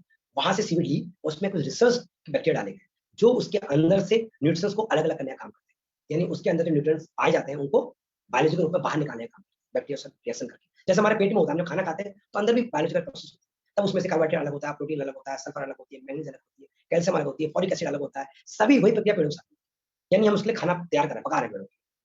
माइक्रोबियल मेटाबॉलिज्म प्रोसेस करी जाती है, यानी उस प्रोसेस के द्वारा अलग अलग तत्व अलग अलग किए जाते हैं बायो अवेलेबल, और फिर फॉर्मुलेशन किया जाता है एक्सपर्ट के द्वारा, यानी हर पौधे को कितनी मात्रा में क्या चाहिए। ऐसा नहीं कि आपने उसको प्रोटीन भर भर के दे दिया, भाई प्रोटीन खा मोटा हो जाए, नहीं, उसको प्रोटीन चाहिए तो कुछ पर्टिकुलर मात्रा में उसको कैल्शियम भी चाहिए, उसको सल्फर भी चाहिए। अगर मैं बात करूं अपने इस एक्टिव मैक्स की, तो इसमें साफ लिखा है sulphur, magnesium, calcium, sodium, boron, iron, manganese, copper, zinc, ये सभी तरह के मिनरल्स इसके अंदर अवेलेबल बायो अवेलेबल फॉर्म में। तो बहुत ही एक्सपर्टाइज फॉर्मूले के साथ इसको तैयार किया जाता है, पौधों की अलग अलग स्टेज में अलग अलग मात्रा में इसका प्रयोग होता है, लेकिन क्वांटिटी अलग अलग होती है, लेकिन प्रोडक्ट वही होता है, क्योंकि पहले से ही उसका फॉर्मूला तैयार कर रखा है साइंटिस्ट ने, रिसर्च के थ्रू हमारी कंपनी ने तैयार करके रख रखा है, भेज रखा है कि ये कोई भी प्रोडक्ट की कमी ना रह जाए। फॉर एग्जाम्पल, मैं आपको एग्जाम्पल बात में प्रोडक्ट आता है smart and smart, strong and smart के नाम से, जिसमें बच्चों के ध्यान रखते हुए हर प्रोडक्ट को सही मात्रा में, संतुलित मात्रा में डाला गया है। उसी तरीके से मल्टीविटामिन में सही मात्रा में अलग अलग विटामिन और मिनरल्स को डाला गया है, वैसे ही यहाँ पे सही मात्रा में सही तरीके से अलग अलग जाइम्स को, मिनरल्स को, विटामिन को मिलाया गया है, ताकि पौधों को वो सही समय पर सही तरीके की ग्रोथ दे सके। रॉ मटेरियल की बात करें, जिसकी हमने बात की, जो सीड है, ये थर्मोडिग्रेशन से एक्सेस किया गया है, इसको स्प्रे डाइंग टेक्नोलॉजी बोलते हैं। इसमें क्या होता है, इसमें गर्मी की वजह से किसी भी प्रकार का पौधों को लॉस नहीं होता है। आपको पता है कि कभी भी हम कहते हैं ना, खाने को बहुत ज्यादा मत पकाओ, जब हम किसी भी फूड को बहुत ज्यादा मात्रा में पकाते हैं तो उसका न्यूट्रिशन खत्म होता है, ऐसा एक्सट्रैक्शन के टाइम भी हो सकता है। तो इसलिए इन्होंने स्प्रे डाइंग टेक्नोलॉजी यूज करी है, तो अबाउट एक्सिस थर्मोडिग्रेशन। इस टेक्नोलॉजी में क्या होता है, एक पंप होता है, उस पंप के थ्रू पानी और सीवेज को खींचा जाता है, और फिर एक ऑस्मोसिस प्रोसेस होती है, उसके थ्रू पानी को अलग और सीवेज को अलग किया जाता है, और उसके बाद से आगे प्रोसेस की जाती है। इसको OMRI या organic trust and listed by OMRI organic certification मिला हुआ है कि ये प्रोडक्ट 100% ऑर्गेनिक है, क्योंकि समुद्री इलाका है, वहां पर किसी तरह का पोल्यूशन नहीं है, तो 100% ऑर्गेनिक रहेगा। और जैसे मैं आपको बताया, आयरलैंड के वेस्टर्न कोस्ट से लोग से लिया जाता है, जहाँ पे पोल्यूशन नहीं होता है। सीवीड में क्या क्या होता है, जैसा कि पहले आपको बता चुके हैं, एक्टिव जाइम के केस में साइटोकिन, बेटिडिन, ऑक्सिन, गिबरेलिक एसिड्स, एंजाइम, ये सभी चीजें पाई जाती हैं जो एक्टिव जाइम में पाई जाती हैं। तो प्रश्न उठता है कि एक्टिव जाइम में जब ये सारी चीजें पाई जाती है तो एक्टिव मैक्स की जरूरत क्या है? ये सवाल हमसे कई लोगों ने पूछा है फील्ड में। तो क्योंकि एक वर्कशॉप है, तो मेरा फर्ज बनता है कि मैं आपको यहाँ पे जानकारी दूं। एक्टिव जाइम और एक्टिव मैक्स में क्या डिफरेंस है? जब वही प्रोडक्ट तो उसमें भी वही चीजें वो भी दे रहा है सीवीड कंटेंट। बैक्टीरिया जो एक्टिव मैक्स के अंदर है वो उसको इससे बहुत अलग है। तो माइक्रोबिब्स इसके अंदर वो एक्टिव मैक्स को एक्टिव जाइम से अलग है। एक्टिव जाइम केवल और केवल फसल की ग्रोथ पे काम करता है। जब कोई जमीन बंजर होती है तो हम एक्टिव जाइम का स्प्रे करते हैं उसकी पत्तियों में। पत्ती द्वारा सारे जाइम सोख लिए जाते हैं और सोखने के बाद क्या होता है, वो पेड़ों में डिस्ट्रीब्यूट कर दिए जाते हैं अलग अलग पार्ट को, और अलग अलग ढंग से काम करते हैं। लेकिन वो सॉइल की कंडीशन पे कोई डायरेक्टली काम नहीं करता, मिट्टी की क्वालिटी पे कोई डायरेक्टली काम नहीं करता, और वो ये इंश्योर नहीं करता है कि पेड़ बीमार हो रहा है कि नहीं हो रहा है, वो केवल ग्रोथ पे काम करता है। इसलिए एक्टिव जाइम का जो प्रमुख रूप से प्रयोग किया जाता है वो हम प्रयोग करते हैं कच्ची फसल, जैसे कि भिंडी, टमाटर, गोभी, शिमला मिर्च, पत्ता गोभी, तुरई। ये वो सब्जियां हैं जो बार बार टूटती हैं। एक बार लगाने के बाद टमाटर को 2, 3, 4 बार तोड़ा पाना, तो क्रॉप नहीं है, वेजिटेबल्स। ऐसे कई तरह के फल फ्रूट्स भी होते हैं 2 या 3 बार टूटते हैं। यहाँ पे एक्टिव जाइम का प्रयोग किया जाता है क्योंकि ये प्लांट को एक्टिवेट करती है और फूल और फलों को बड़ा और अच्छा बनाती है। लेकिन जब क्रॉप की बारी आती है तो 3 महीने 4 महीने की फसल, कुछ गन्ना जैसे 8 महीने 9 महीने का होता है। यहाँ पे क्या होता है, यहाँ पे आपको जरूरत पड़ती है एक्टिव मैक्स की। ये बहुत बेसिक डिफरेंस है। ऐसा नहीं कि हम एक्टिव जाइम का प्रयोग हम क्रॉप पे नहीं कर सकते, but better result active max crop पे देता है क्योंकि वो फसल एक बार की लगने की होती है। उसको वहां पे एक ही बार में इम्यूनिटी भी चाहिए होती है, एबायोटिक स्ट्रेस से लड़ने की ताकत भी चाहिए होती है, और वो बार बार नहीं टूटती, उसको बार बार ग्रोथ की जरूरत नहीं होती। वो एक बार अगर उसको मजबूती मिलेगी तो वो एंड रिजल्ट अच्छा निकाल के देगी। देखिए वेजिटेबल्स में क्या होता है, बार बार स्प्रे की जरूरत पड़ती है। एक टमाटर की खेती में आपको 6 से 7 बार स्प्रे करने होते हैं, क्योंकि एक बार टमाटर टूटता है तो दोबारा फिर से उसको ताकत की जरूरत पड़ती है, उसको फिर से वही ताकत चाहिए, उसको फिर से वही न्यूट्रिशन चाहिए, फिर उसको स्प्रे करते हैं, फिर टमाटर टूटा फिर स्प्रे किया हमने, उसमें फूल बार बार आते रहते हैं। भिंडी एक बार टूटी, 2 बार टूटी, 3 बार टूटी, 4 बार टूटी, लगातार हम तोड़ते जाते हैं, उसमें से निकलते जाते हैं। जबकि गन्ने के साथ, धान के साथ, गेहूं के साथ, कपास का ऐसा नहीं होता। यहाँ पे आपको एक्टिव मैक्स सीवीड के नेचुरल एडवांटेज जो है लगभग पहले ही बता चुका हूं मैं। 21 प्रकार के अमीनो एसिड्स हैं, 60 प्रकार के मिनरल्स हैं, ट्रेस ऑर्गेनिक एसिड्स हैं इसमें जो सॉइल की कंडीशन को अच्छा करता है, पॉलीफिनॉल्स हैं जो सेकेंडरी मेटाबॉलिज्म जनरेशन पता ही नहीं, मेटाबॉलिज्म नहीं जो उसका एनर्जी लेने की ताकत होती है, भोजन बनाने की प्रक्रिया होती है, उसको हेल्थी करता है, और अल्ट्रावायलेट रेडिएशन से भी पेड़ की रक्षा करता है। सीवीड एक्सट्रैक्शन जो प्रोसेस है जिसको मैंने बताया था कि स्प्रे डाई टेक्नोलॉजी से निकाला गया है, आप देख सकते हैं किस तरह से इस टेक्नोलॉजी से निकाला जाता है। Microbiological stress selected after extensive research, बहुत ज्यादा रिसर्च के बाद अलग अलग तरीके के जैम्स को मिलाने के बाद इसको तैयार किया जाता है। अलग अलग चरणों में अलग अलग ढंग से इसमें जैम्स मिलाए जाते हैं। ये एक अलग प्रक्रिया है। माइक्रोबियल मेटाबॉलिज्म, इसमें जाइम, बायोएक्टिव कंपाउंड, बायोअवेलेबल न्यूट्रिशन और बायो सब्सटेंस रहते हैं जो क्या करते हैं ऑप्टिमल कंडीशन में भी, at optimal condition the bacterial metabolism are release. जिस समय बैक्टीरिया के साथ रिएक्ट करके सीवीड क्या कर रहा है, हमारा मेटाबॉलिज्म प्रोसेस के द्वारा जब एक्सट्रैक्ट निकालता है यानी एंजाइम्स निकालता है, उस समय इस एंजाइम्स को अलग कर लेता है। यानी ये एंजाइम उस फॉर्म में होता है जैसे एक बेबी होता है मां के पेट में, तो आहार नाट वाला वो बना बनाया खाना खाता है, सेम यहाँ पे होता है। आपको हम एक्टिव मैक्स के द्वारा पौधों को बड़ा बना बनाया न्यूट्रिशन दे रहे हैं। अगर आप इसकी स्प्रे करते हो तो पौधों को सही तत्व सही मात्रा में सही समय मिलता है और वो हेल्थी रहता है। ये इसके पीछे की साइंस है। एक रिफाइंड प्रोसेस द्वारा निकाला जाता है, इसका एक फॉर्मुलेशन है। अब बात करते हैं इसके बेनिफिट्स की और इसके अंदर जो कंटेंट्स है। More than 60% organic plant extracts है इसमें। इसके बाद 26% hydrolysed proteins and amino acids हैं जो पेड़ को शाखाओं को मोटा और मजबूत करने का काम आते हैं। इसके बाद में ह्यूमिक एसिड है, इसका काम होता है पत्तियों में और डंडियों में, उसके टहनियों में मल्टीप्लाई करना। पॉलीसैकेराइड्स जो होते हैं उनका काम होता है पेड़ को हरा भरा बनाए रखना, जिसको हम एक तत्व होता है जिसको हम फोटोसिंथेसिस प्रक्रिया कहते हैं। फोटोसिंथेसिस प्रक्रिया के थ्रू पेड़ अपना भोजन बनाते हैं। ये सभी तरीके के तत्व इसमें अवेलेबल रहते हैं। ये लगभग 5 तरीके की मोड ऑफ एक्शन रखता है active max. Number 1 immune system, यानी पेड़ों के अंदर रोगों से लड़ने की प्रतिरक्षा प्रणाली डेवलप करता है। दूसरा क्लोरोफिल बढ़ाता है। क्लोरोफिल वही तत्व होता है जो पौधों को हरा रखता है, पौधों को ग्रीन बनाता है और पौधे जितने ज्यादा हरे होंगे वो उतनी अच्छी ढंग से अपना भोजन बना पाएंगे। यानी पेड़ को हरा भरा रखता है, पेड़ को इम्यून सिस्टम बढ़ाता है, माइक्रोबिट्स बढ़ाता है यानी जमीन के अंदर भी बैक्टीरिया को पैदा करता है। जैसे मैंने आपको पहले बताया था कि फार्मर के खेतों में आग लगाने की वजह से भी कई सारे माइक्रोबिट्स खत्म हो गए, मर रहे हैं। तो क्या हो रहा है, ये हमारा एक्टिव मैक्स उसको डेवलप करेगा, उसको बढ़ाएगा। क्योंकि हम स्प्रे करते हैं तो स्प्रे केवल पत्तियों पे नहीं करते, तो जमीन में भी जाती है। इसके अलावा इंप्रूव न्यूट्रिएंट अपटेक, नीचे से जो न्यूट्रिशन है जमीन के न्यूट्रिशन है उसको ऊपर खींचने में पेड़ की मदद करता है और सबसे बड़ी हेल्प जो करता है वो होता है एबायोटिक स्ट्रेस से उसकी रक्षा करना, यानी स्ट्रेस रिलीफ करना, यानी उसको टेंशन से मुक्त रखना। आपने सुना होगा चिंता चिता समान, हम इंसानों के लिए कहा जाता है कि आप टेंशन स्ट्रेस में तो कोई दवाई कोई सप्लीमेंट काम नहीं कर सकती। आप स्ट्रेस में होकर ऐसे ऐसे टॉक्सिक रिलीज करते हैं अपने दिमाग से, ऐसे ऐसी शरीर से नेगेटिव चीजें निकलती हैं कि वो आपको और बीमार करती है। वही पेड़ों के साथ भी होता है। आपको पता है जब पेड़ स्ट्रेस में आता है पेड़ क्या करता है? मैं आपको छोटी सी पेड़ का एक वर्किंग स्ट्रक्चर बताता हूँ। इसको फील करने वाली चीज है कि जब आप ये फील करते हैं तो फील्ड में जाके आप फार्मर के साथ इसको शेयर करते हैं। जब फार्मर के साथ उसी फील्ड से आप शेयर करते हैं तो फार्मर आपसे कनेक्ट होता है, और जब आपसे कनेक्ट होता है तो प्रोडक्ट के साथ भी कनेक्ट होता है। जनरली हम स्ट्रेस में होते तो क्या करते हैं? चलिए हम आज से लेते हैं, हम बहुत स्ट्रेस में हैं, बहुत तनाव में हैं, इसको साइड इफेक्ट होते हैं? जी हाँ होते हैं। डायबिटीज, थायराइड, कैंसर, कई तरीके की ऐसी बीमारियां हैं जो स्ट्रेस से शरीर में डेवलप होती है। उसका कोई रिजल्ट क्या निकलता है? किसी व्यक्ति को डायबिटीज होगी तो उसके क्या क्या साइड इफेक्ट है?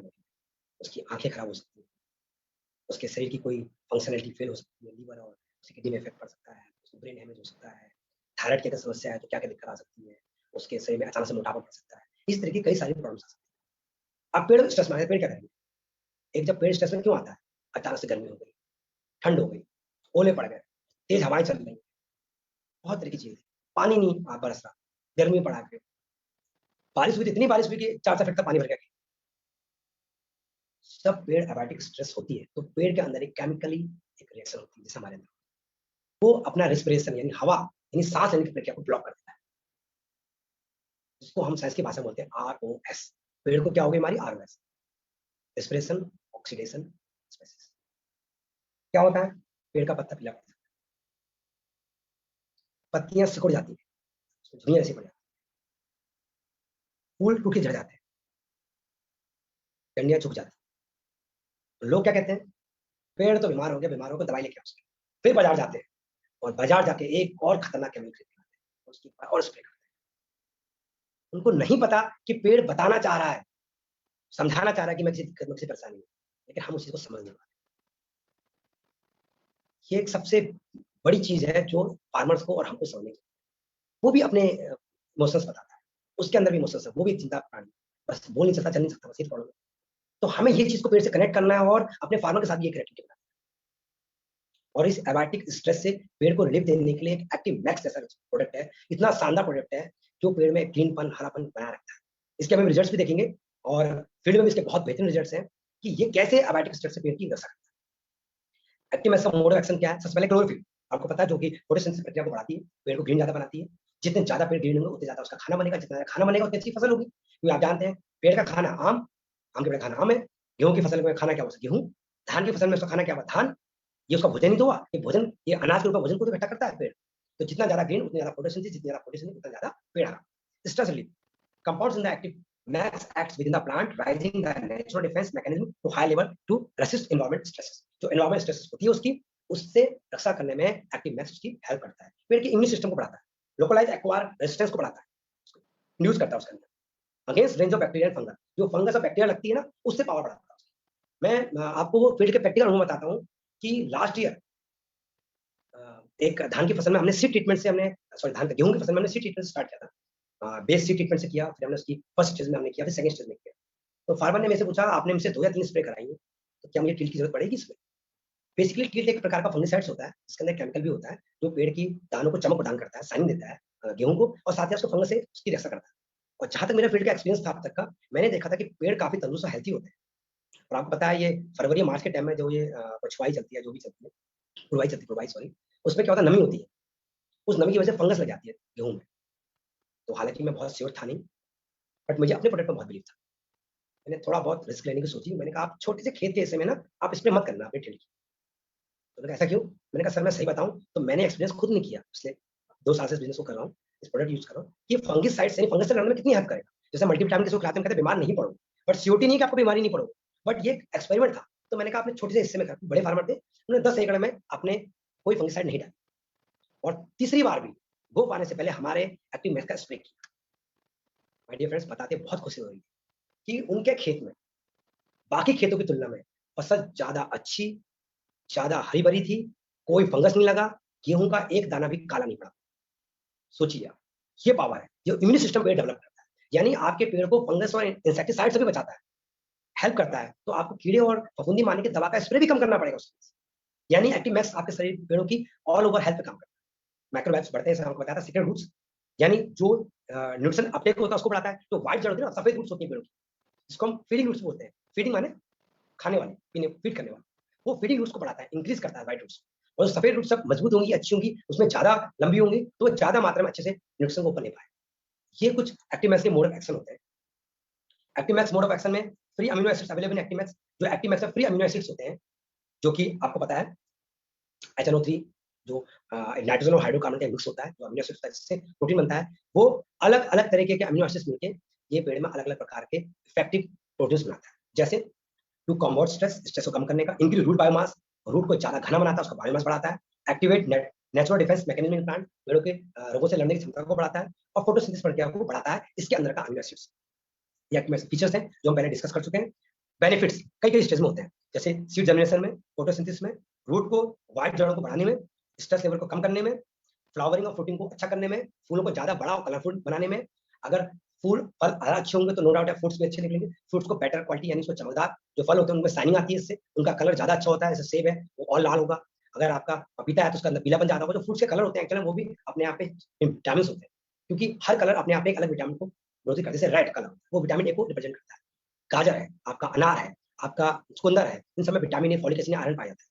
सेब है जो फ्रूट्स के कलर को ज्यादा बेटर बनाता है, यानी फल का कलर बेटर नहीं बन रहा, उसके अंदर विटामिन की मात्रा प्रॉपर आती है, इसलिए फल के कलर से फल की क्वालिटी डिसाइड होती है। इसके अलावा यील्ड अच्छी आती है, नो डाउट माइक्रोवेज अच्छे होते हैं।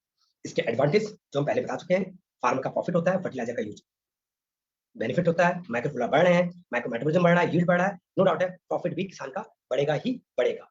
अब आते हैं इसकी स्टेजेस पे, किस किस स्टेज पे यूज होता है। एज पर रिकमेंडेशन ये 3 स्टेज होती है। जब पौधा 4 से 6 पत्तियां निकली हो यानी वेजिटेटिव स्टेज यानी पौधा बन रहा हो, दूसरी फ्लावरिंग स्टेज जब फूल आने जा रहे हो, तीसरी जब उसमें फल आ रहे हो। इसके अलावा ये अलग अलग फसलों में अलग अलग ढंग से प्रयोग किया। मैं आपको यहाँ पे कुछ एग्जाम्पल के साथ अलग अलग फसलों में प्रयोग करने का तरीका बताऊंगा। सारी चीजें मैं आपको पीपीटी के थ्रू नहीं बता सकता। हमारे जो प्रमुख कुछ फसलें हैं जैसे गेहूं, धान, गन्ना। अभी हम 3 फसलों के बारे में बात करें। जनरली गेहूं या धान लगाने का प्रक्रिया बहुत अलग है, गन्ने को लगाने की प्रक्रिया अलग। धान पौध के रूप में लगता है, गेहूं बीज के रूप में लगता है, और गन्ना अपने छोटे छोटे टुकड़े गन्ने के टुकड़ों के रूप में लगता है। इस तरह आलू है, ऐसे कई सारे फसलें जो अलग अलग लगते हैं। बात करते हैं सबसे पहले गेहूं। गेहूं को सबसे पहले अगर आप गेहूं में इस प्रोडक्ट का यूज करना चाहते हैं तो स्टेज 1 यानी जर्मिनेशन स्टार्ट करें। आपको बताता है सीड ट्रीटमेंट कहते हैं इसको। सीड ट्रीटमेंट आखिर है क्या, आप ध्यान से देखिए। सीड ट्रीटमेंट में हम कुछ बीज लेते हैं, प्रति एकड़ लगभग 55 किलो से लेकर 60 किलो के बीच में बीज लगता है गेहूं का एक एकड़ में। एक एकड़ में 50 से 55 किलो के गेहूं में लगभग 1 लीटर पानी के साथ, 1 लीटर पानी के साथ, यहाँ पे जैसे 1 लीटर पानी लिखा है, मैं आपको बताऊँ 1 लीटर पानी के साथ, क्योंकि वो हमने एक एकड़ के हिसाब से हम आपको बता रहे हैं, आप 3 ml से 5 ml एक्टिव मैक्स डाल सकते हैं, उसको छींटे मार के उसका छिड़काव करें। ये तरीका होगा गेहूं की फसल में सीड में डालने से पहले। आपने उसको मिक्स किया, पानी के छींटे मारे, उसको मिला और उसके बाद उसको मशीन में डाल के या हाथ से जैसे छिड़कते हैं फार्मर, छिड़क दिया। ये होती है सीड ट्रीटमेंट। दूसरी सीड कोटिंग होती है। सीड कोटिंग कैसे की जाती है? सीड कोटिंग उन फसलों में की जाती है जिनके बीज बहुत छोटे और बहुत कॉस्टली होते हैं। जैसे आप ये जानते होंगे, सब ज्यादातर सब्जियां नर्सरी में लगाई जाती है, नर्सरी से लगाई जाती है। पहले उनके बीजों को एक छोटी सी जगह पर इकट्ठा डाल दिया जाता है, जैसे धान में होता है। फिर उन छोटे छोटे पौधों को उखाड़ा जाता है और उखाड़ के उनको लाइन से लगा दिया जाता है। यहाँ पे हम सीड कोटिंग करते हैं। अभी मैं आपको सीड कोटिंग प्रोसेस करके दिखाऊँ, सीड कोटिंग प्रोसेस की कैसे। तीसरा प्रक्रिया होती है रूट डिपिंग, पौधे को डुबोना। आप कहाँ कहाँ कर सकते हैं? जैसे मेंथा, मेंथा की जड़ें लगती हैं। आप जिस समय मेंथा को लगा रहे हो, एक स्प्रे बोतल में 1 लीटर पानी के साथ, पानी के हिसाब से 4 से 5 ml इसमें एक्टिव मैक्स मिलाया और उसकी पूरी रूट्स में हल्की हल्की स्प्रे कर, यानी पेड़ को आप नीचे से ही, जड़ से ही उसको पावर दे रहे हो, जर्मिनेशन में उसकी हेल्प कर रहे हो। ये उसी तरीके से है जब बच्चा माँ के पेट में होता है, आप उसी टाइम उसको प्रॉपर मात्रा में न्यूट्रिशन देते हैं तो बच्चा हेल्थी होता है, उसके अंदर किसी प्रकार की होने वाली बीमारियों के चांस कम होते हैं। गेहूं में कर सकते हो। धान में क्या होता है, आप धान के बीज को भिगोया जाता है काफी लंबे टाइम तक, कई दिनों तक भिगो के रखा जाता है, उसमें छोटे छोटे अंकुर आने तक का वेट लगता है। उसके बाद उस धान को भिगोने के बाद खेत में छिड़ दिया जाता है और उसके बाद उसकी पौध उखाड़ी जाती है और फिर लाइन से जगह जगह पौध लगाई जाती है। जिस समय आप पौध लगा रहे हो उस समय आप उसकी पौध की जड़ को 4 से 5 मिनट ढो सकते हो। बट प्रैक्टिकली कई बार फिजिबल नहीं रहता धान की फसल के साथ, क्योंकि बड़े बड़े फार्म्स होते हैं वहाँ पे लोग लेबर मजदूर लोग ठेके पे आए होते हैं, उनको फटाफट जल्दी काम करना होता है। तो उस पे एक अच्छा तरीका ये है कि जिस समय फार्मर ड्रम में पानी में भिगो के रखता है इसको, उस समय एक ड्रम के हिसाब से अगर एक अंदाज आपको बताऊं, एक लगभग एक ड्रम में या 1 लीटर के हिसाब से बताऊं, 1 लीटर में आप 4 से 5 एमएल या एक ड्रम जिसमें लगभग पौने 200 लीटर के आसपास पानी आता है, उसमें आप लगभग 4 से 5 ढक्कन एक्टिव मैक्स डालकर उसमें धान को भिगोए रहना। आप देखेंगे धान का पौधा जब उखड़ के दूसरे खेत में रोपाई की जाती है उसकी, तो ज्यादा तक इसमें पीला पड़ जाता है। अगर आप इस प्रोसेस से उसको लगाते हो तो वो पौधा पीला भी नहीं पड़ता, वो तुरंत अपने द्वारा उगने के बड़े होने के प्रोसेस में। ये एक बहुत ही बेहतरीन प्रोसेस है एक्टिव मैक्स के साथ, जो आप एक्टिव जैम के साथ नहीं कर सकते, क्योंकि वो आपके केवल पत्तों के ग्रोथ में काम कर रहा है। ये आपकी जड़ों में, बीज में, आपकी जमीन में, आपके फूल में, फल में, सब जगह काम करता है। इसके अलावा आप स्प्रे के यूज कर सकते हैं। जब गेहूं का पौधा 30 दिन का हो जाए या धान का पौधा 15 दिन का हो जाए तो आप पौधा कर सकते हैं। गेहूं में इसकी स्प्रे 2 बार होती है, एक 30 दिन बाद और एक उसके 15 दिन बाद, जबकि धान में इसकी रोपाई के 15 दिन बाद और अगली उसके 15 दिन बाद। इस तरह गन्ने में 45 दिन के बाद और फिर उसके 4 हफ्ते बाद और फिर उसके 6 हफ्ते बाद। इस तरीके की मैक्टिमैक्स को प्रयोग करने के लिए अलग अलग फसलों में अलग अलग तरीके हैं, बट ध्यान रखना है इसका प्रयोग फल आने के बाद नहीं कर सकते। आप इसका प्रयोग फ्लावरिंग स्टेज में करेंगे, यानी जब फूल आने वाले हों या जस्ट आ रहे हों या जिस समय जस्ट फल आने वाले हों या आए। अगर आप फल आने के बाद इसका प्रयोग करेंगे तो कोई फायदा नहीं इसका ज्यादा, क्योंकि जिस समय इसको सबसे ज्यादा टॉनिक या जाइम की या न्यूट्रिशन जरूरत थी वो यही स्टेज होती है, रिप्रोडक्शन स्टेज, फूल आते टाइम और फल आते टाइम। इसके अलावा एक्टिव का आप डिफरेंट टाइप के फर्टिलाइजर और पेस्टिसाइड्स आप आपको मिला के यूज कर सकते हैं, बट इससे पहले थोड़ी सी कंपेटिबिलिटी चेक कर लें कि कहाँ का प्रयोग होता है, कहाँ का नहीं होता, आप चेक करा सकते हैं इसको।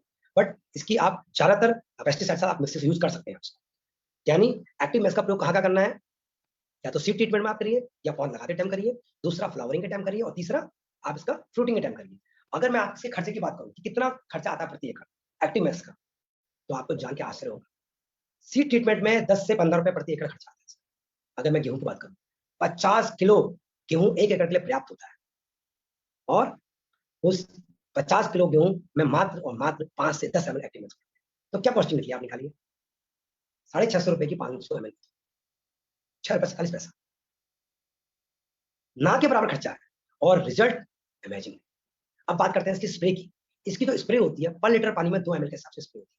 प्रति एकड़ 150 एमएल, पता 150 लीटर पानी लगता है 1 एकड़ में, तो उस हिसाब से लगभग 300 एमएल प्रति एकड़ इसकी स्प्रे का खर्चा। अगर इसको रुपीज में काउंट करें, लगभग 300 से 350 रुपए प्रति एकड़ इसका खर्चा आता है। अगर हम बाकी फर्टिलाइजर्स की कॉस्टिंग जोड़ें तो नाम मात्र की कॉस्टिंग है और रिजल्ट्स अल्टीमेट। आपकी सॉइल, आपकी फ्लावरिंग, आपकी फ्रूटिंग, आपकी प्लांटेशन, आपकी हर स्टेज में आपके साथ काम है और आपकी जमीन को बंजर होने से बचा रहा है। अमेजिंग रिजल्ट है और कोई भी खर्चा नहीं इसका। इसकी अगर कैरेक्टरिस्टिक्स बात करूं, ब्लैक कलर का गाढ़ा सा लिक्विड होता है, बहुत विस्कस है, वाटर सोल्यूबल है, नॉन टॉक्सिक है और इसकी सेल्फ लाइफ 5 ईयर की है। कुछ प्रिकॉशन रखने चाहिए, जैसे इसको सुबह और शाम के टाइम स्प्रे करना है। ध्यान रखिए धूप में इसका स्प्रे नहीं करना है, जैसा कि आप जानते हैं इसमें माइक्रोबिक्स होते हैं। अगर आप सुबह या शाम के टाइम स्प्रे करेंगे तो मौसम थोड़ा ठंडा रहता है, जबकि दोपहर में धूप की वजह से इसकी क्वालिटी खराब हो सकती है, इसके नुकसान खराब हो सकते हैं। बट जो प्रेफर्ड टाइम होता है वो होता है शाम का, क्योंकि पेड़ को पूरी रात मिलती है सेट होने की। इस प्रोडक्ट को पूरी रात का समय मिलता है, ठंडा का पूरा टाइम मिलता है सेट होने के। आप सुबह स्प्रे करते हैं तो फिर तुरंत 2-4 घंटा धूप आया, तो प्रेफर्ड टाइमिंग है वो है शाम की। अगर आप चाहें तो सुबह भी इसका स्प्रे कर सकते हैं। इसको जहां भी रखना है ठंडी और सूखी जगह पे रखना है, इसका ढक्कन खोलने का टाइट से रखना है, बच्चों से दूर रखना है और इसकी कंपेटिबिलिटी चेक कर लेनी है अगर आप किसी पेस्टिसाइड्स के साथ इसका यूज करने जा रहे हैं। कहाँ का यूज होता है, बन सके जहां जहां पे आप एक्टिव जैम का प्रयोग करते हैं वहां वहां पे आप एक्टिव यूज कर सकते हैं। आप सब्जियों में, आप फलों में, आप खेती में, आप बागवानी में, आप दालों में, आप मसालों में, आप ऑयल बेस्ड सीड्स में, सब जगह इसका प्रयोग कर सकते हैं जहां जहां पे आप करना चाहें।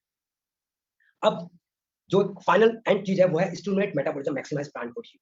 आखिर इन सारी चीजों से हम समझेंगे, हमें समझ में क्या आया, हमें सब चीज समझ में यह आया कि ये पौधे की मेटाबॉलिज्म को स्टिमुलेट करता है, क्योंकि उसको न्यूट्रिशन प्रदान कर रहा है, उसके प्रॉपर मात्रा में जाइम दे रहा है, इसको फोटोसिंथेसिस में हेल्प कर रहा है, तो स्टिमुलेट कर रहा है किसको, मेटाबॉलिज्म को। जैसा मैंने बोला था मेटाबॉलिज्म स्टिमुलेट होगा तो क्या होगा, हमारे अंदर मोटिवेशन आता तो हम बढ़िया काम करते हैं। तो अगर इसके अंदर का मेटाबॉलिज्म स्टिमुलेट होगा तो क्या होगा, ये ग्रोथ करेगा, मैक्सिमाइज प्लांट ग्रोथ। और अगर प्लांट की ग्रोथ मैक्सिमाइज होगी तो यील्ड मैक्सिमाइज होगी, यानी जो फसल है वो ज्यादा होगी। और जब फसल ज्यादा होगी तो क्या अच्छा होगा, क्या मैक्सिमाइज होगा, प्रॉफिट, रोकड़ा। जो फार्मर की दूसरी बड़ी समस्या थी, एक तो उसका टेंशन थी ज्यादा फसल पैदा करने की, दूसरी टेंशन थी अपनी आर्थिक स्थिति सुधारने की, तो अपनी आर्थिक स्थिति सुधार सकता है। ये तो कुछ हमारे प्रोडक्ट्स हैं जिसके बारे में मैंने आपको बताया। अब हम कुछ रिजल्ट्स की बात करते हैं जो हमें फील्ड में प्रैक्टिकली मिले, जो लाइव रिजल्ट्स मोदी के प्रोडक्ट्स की, जो एक्टिव मैक्स, एक्टिव जैम और एक्टिव 80 के हैं। ये एक धान का खेत है, ट्रेडिशनल धान का खेत है, जिसमें नालियां बनाई जाती हैं और बीच से पानी भरा जाता है। दूसरा तरीका होता है कि आप पहले खेत में पानी भर लेते हैं, फिर पौधा लगाते हैं। एक ट्रेडिशनल तरीका है जो कि बहुत ज़्यादा ईस्टर्न यूपी में यूज़ होता है और थोड़ा साउथ में यूज़ होता है। अपने उत्तराखंड या नॉर्थ इंडिया में थोड़ा-सा कम यूज़ होता है। बट हमारे ये यूपी की तरफ का ही है, वेस्टर्न यूपी का ही एक फ़ोटो है। ये एक फार्मर की खेती का फ़ोटो है पहले हफ्ते की। 1 हफ्ते के बाद इसकी पौधे की जो स्थिति थी, जो पेड़ थे, पौधे थे, हमें उन्होंने बुलाया था क्योंकि अच्छे से जर्मिनेशन नहीं हो पाई और किसान को पहली बार में समझ में आया था कि यार जर्मिनेशन नहीं हुई है, कल्ले नहीं निकले हैं, अब ज़रूर खेती खराब होने वाली है। और उसका 2 रास्ते हैं, या तो खेत को फिर से जोते, कोई और नई फसल की तैयारी करे, क्योंकि समय निकल चुका है और इसमें उसका पैसे का बहुत बड़ा नुकसान होने वाला है। दोबारा खेत जोतना, दोबारा बीज डालना, दोबारा फिर से एनपीके और बायो तो उन्होंने हमें बुलाया, उन्होंने कहा हमें हाल क्या कर सकते हैं? हमने कहा सर हम देखो कर कुछ नहीं सकते, आपको थोड़ा वक़्त देना पड़ेगा, हम आपके खेत के एक हिस्से में अपने कुछ प्रोडक्ट का प्रयोग करेंगे और रिजल्ट देखेंगे। तो उन्होंने कहा मेरा खेत तो ऑलरेडी खराब हो ही रहा है, मैं 1 महीना वेट कर सकता हूँ, आप पूरे खेत में स्प्रे करें। तो हमने उसपे जब स्प्रे किया, तो ये 3 दिन बाद की तस्वीर है उसकी। देख सकते हैं आप रिजल्ट। ये कलर देखिए आप पेड़ के, पौधों का और आप ये कलर देखिए। कुछ अंतर नज़र आ रहा है? ग्रीन, ग्रीननेस बढ़ गई उसकी। ये एक ही खेत का रिजल्ट है। पौधों में बढ़ा लंबाई इतनी नहीं बढ़ी, उसमें कल्ले नहीं निकले, लेकिन 3 से 4 दिन में उसमें हरापन आ गया। वो 7 दिन बाद की फोटो थी, previous one and this is the after 3 to 4 day. मतलब मिरेकल हो गया, जादू रिजल्ट है और हमारा कॉन्फिडेंस 7 पास कर कि वाओ मज़ा आ गया। उसके बाद ये जो आपको मैंने क्लोज़अप दिखाया है, फार्मर का कहना था कि जो कल्ले भी हैं, कुछ निकल के आए हैं, कुछ बढ़िया दिख रहा है, बढ़िया ग्रोथ दिख रही है और जादू रिजल्ट उसके 25 दिन बाद नज़र आए। आप देख सकते हैं, क्या शानदार रिजल्ट्स दिखाई दे रहा है आपको? क्या हरियाली है और क्या घना है। वंडरफुल। 45 दिन बाद उसी खेत का रिजल्ट है, जिस खेत के लिए फार्मर को ये लगा था कि शायद ये खेती में दोबारा जोत नहीं पाए और आफ्टर 65 डेज जब उसकी फसल में कोफ आने की तैयारी, ये है हमारे मोदी के जादू। ये ना केवल हमें बिजनेस वॉल्यूम देते हैं, बल्कि फार्मर को, उसकी फसल को एक नई जान देते हैं, एक नई उम्मीद देते हैं और अच्छी खेती, अच्छी उन्नत खेती में प्रमोट करते हैं। ये 31 ऑफ जुलाई, ये इस साल की नहीं, लास्ट ईयर की पिक्चर है। इस साल की पिक्चर्स का भी हमें कलेक्शन करना बाकी है। 31 जुलाई को एक हमने स्प्रे कराई थी और 15 अगस्त को उसके बगल में अगर आप देख सकते हैं तो इतनी ग्रोथ हुई थी धान में, मात्र 15 डेज में। ये वो ऐसा खेत है जिस खेत के लिए उसने कहा था कि हमारे खेत में फसल अच्छी नहीं होती क्योंकि उसने उस खेत में नई मिट्टी डलवाई थी। फार्मर लोग मिट्टी डलवाते हैं बीच-बीच में, उनका खेत थोड़ा नीचा था, हमने मिट्टी डलवाई उसके। तो कहते हैं जो अच्छी मिट्टी आई, जो नई मिट्टी आई वो अच्छी नहीं थी।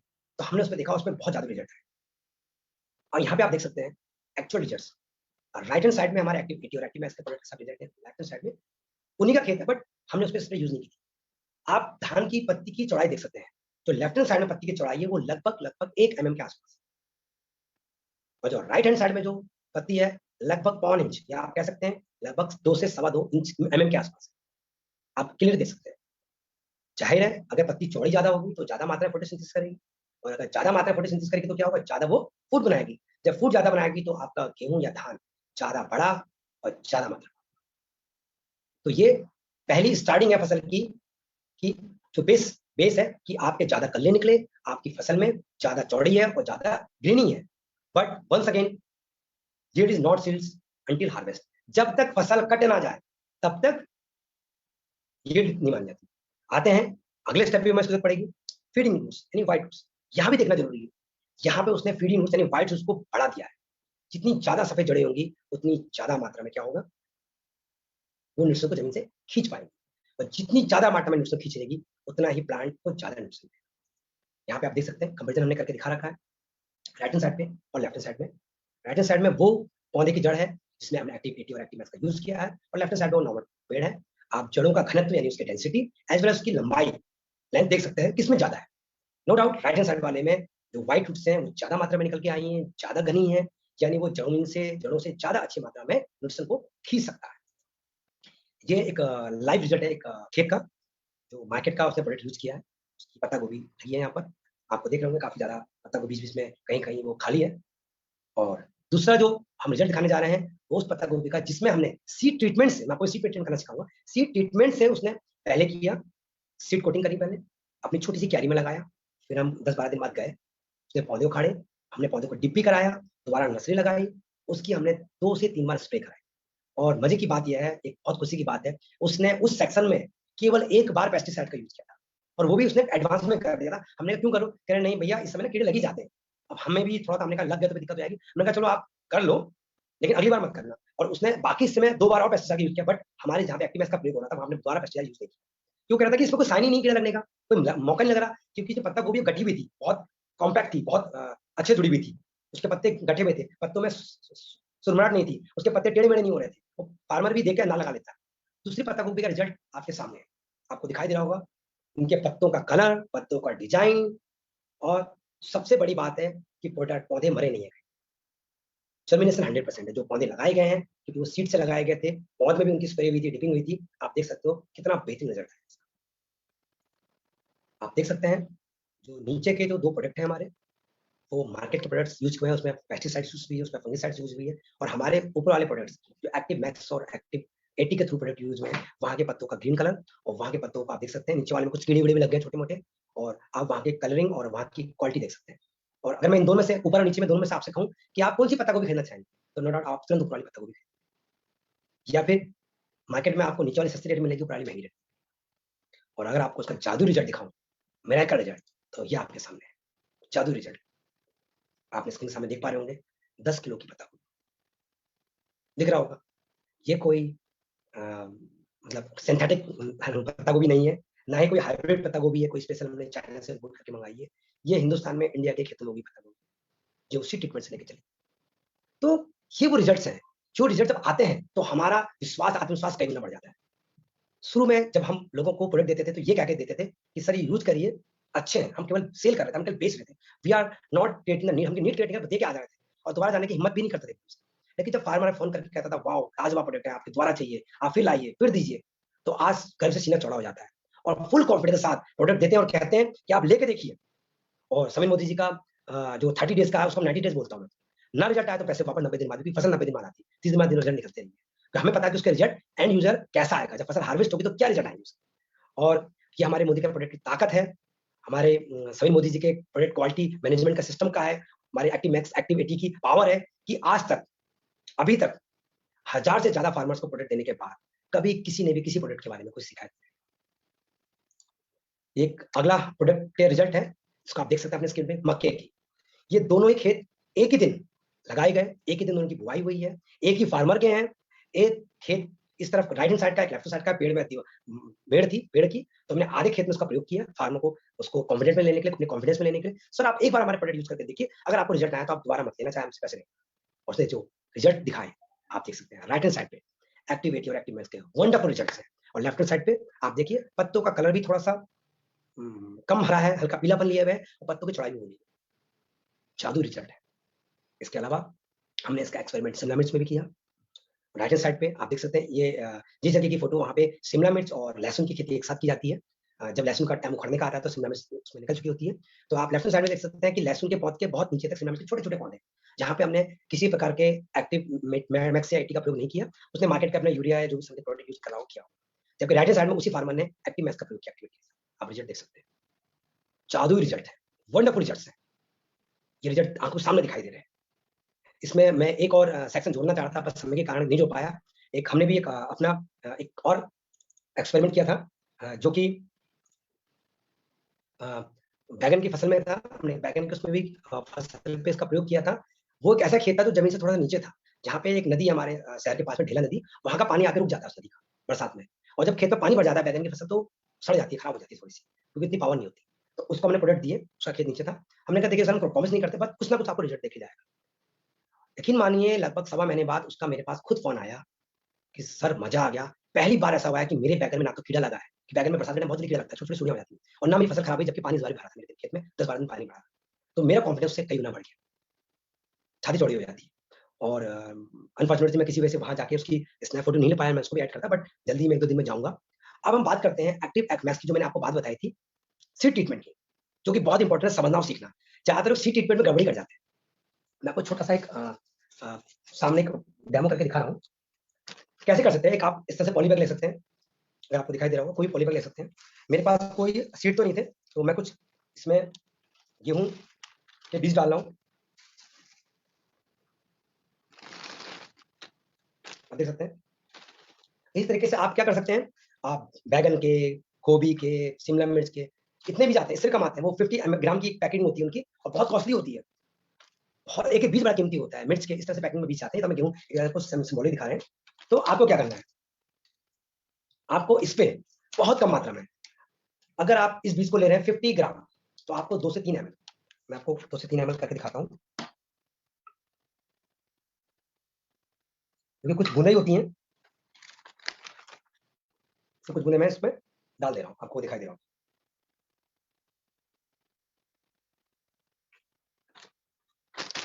आपको दिखाई दे रहा होगा, मैंने मैच किया है और मैंने इसको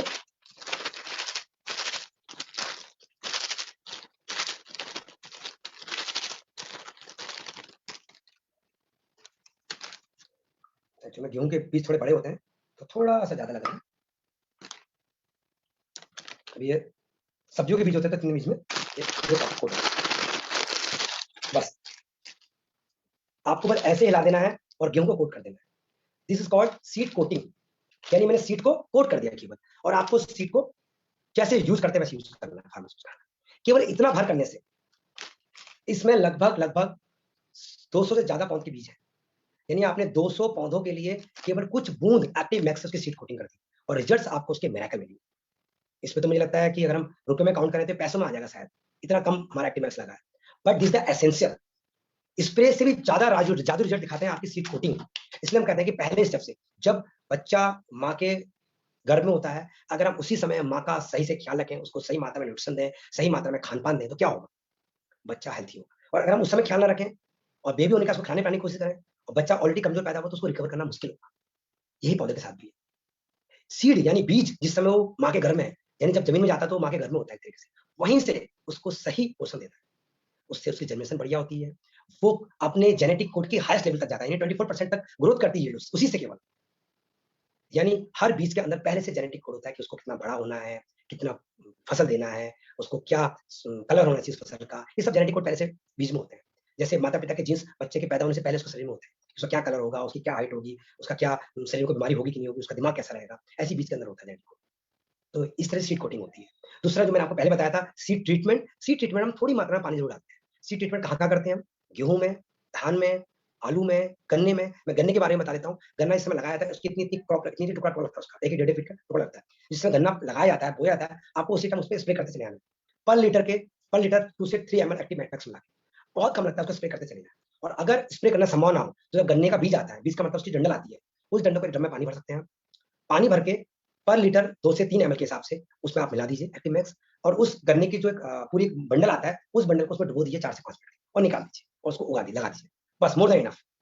इस तरीके से हर फसल में, आलू को पहले भिगो देना हल्का सा पानी छींटे मार के। जो मक्का है, मक्के को सीड कोटिंग करनी है। देखिए आप फील करिए, जिस फसल में पानी के छींटे मारना अलाउ नहीं है, यानी बीज सूखे लगाए जाते हैं, वहां पे तो आपको सीड कोटिंग करनी होती है।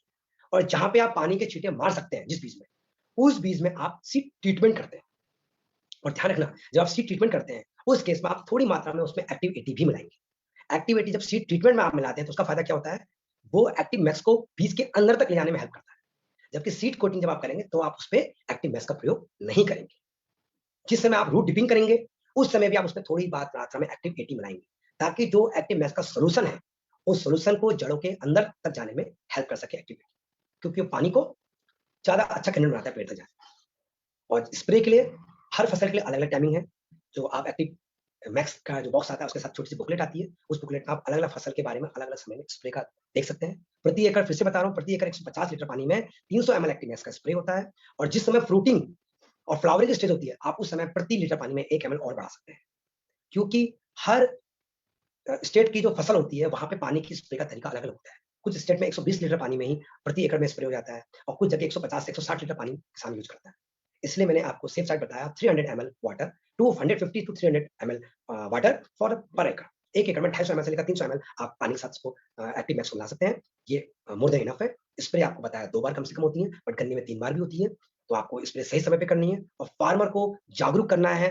केमिकल फ्री प्रोडक्ट्स यूज करने के लिए बात बोलनी है, उनको बताना है कि इन प्रोडक्ट का अगर आप यूज बार बार करता है, अगर कोई फार्मर एक्टिव मैक्स का यूज अपने खेत में बार बार करता है, तो खेत में जो बीमारी होती है, जो खेत में फंगस लगती है, इंसेक्टिसाइड लगते हैं, उसमें कमी आती है।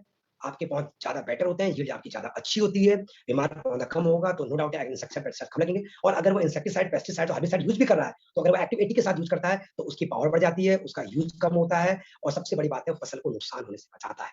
यहाँ तक कि जो एक्टिविटी के साथ जब इंसेक्टिसाइड या पेस्टिसाइड का यूज करते हैं तो क्या होता है, वो पानी की बूंदें पत्तों में चिपक जाती हैं, जमीन में नहीं गिरती, और जब वो जमीन में नहीं गिरती तो क्या होता है, सॉइल खराब नहीं होती, हमारी मिट्टी खराब नहीं होती। एक कहते हैं ना कि एक तीर से कई शिकार, यहाँ पे यही बात चरितार्थ होती है। एक आपका एक्टिविटी आपकी फसल में कई तरीके के फायदे दे रहा है, आपका पैसा भी बचा रहा है, आपका समय बचा रहा है, आपकी दवाई की पावर बढ़ा रहा है, आपके खेत में कीड़े को लगने से रोक रहा है, और आपकी जमीन को भी बचा रहा है, आपके नम पानी की नमी बनाए रख रहा है, और यूरिया के साथ लगा रहा है तो आपकी यूरिया की बचत कर रहा है। एक सिंगल सा प्रोडक्ट इतने काम का एक्टिविटी, और खर्चा उसका ना के बराबर है। और यही जब हम बात करते हैं आपके एक्टिव मैक्स की, तो वो तो आपके हमारे लिए वरदान की तरह है। जिस तरह से हमारे लिए multivitamin, multiminerals, fruits and vegetables, vitamin minerals important है, ऐसी पेड़ के लिए बना बनाया न्यूट्रिशन का भंडार है, विदाउट एनी केमिकल। तो होपफुली आशा करूंगा, उम्मीद करूंगा कि आपको एक ये जो हमारे जो प्रयास था, जो मेरी जो कोशिश थी, ये कोशिश जरूर समझ में आई होगी, थोड़ा मैं बता पाया हूँ इसके बारे में, क्योंकि एक ऐसा सेक्शन है जिसको हम किसी एक मीटिंग में, इसको एक वर्कशॉप में कवर अप नहीं कर सकते, और इसके जो असली जो एक्सपीरियंस होते हैं वो हमें फील्ड में जाके होते हैं। तो कई सारी चीजें ऐसी होती हैं जो हमें फार्मर से फीडबैक मिलता है, उनसे हमें जानकारी मिलती है, हम उस फीडबैक के बाद चीजों को रोटेट करते हैं, चीजों को करते हैं, और हम और कुछ सीखते हैं। क्योंकि मेरा कोई बैकग्राउंड कभी एग्रीकल्चर का था नहीं, मेरे माता पिता कोई फार्मर नहीं रहे, मैंने जो सीखा है इसी मोदी केयर में एग्रीकल्चर फील्ड में, एग्रीकल्चर फील्ड में जा जाके फार्मर से मिल के सीखा है। तो होपफुली उम्मीद करूंगा कि आपको सेशन पसंद आया होगा, आपको अच्छा लगा होगा, और अगर आपको इसमें कुछ और आपको लगा हो कि ये चीज की ज्यादा जानकारी और चाहिए थी, तो आप आगे बता सकते हैं, हम अगले सेशन में वो हम लेंगे, उसमें कवर अप करेंगे। Thank you very much ma'am, बहुत अच्छा लगा प्लान को देखे। Over to you ma'am, thank you. Host ma'am, आप सुन पा रहे हैं?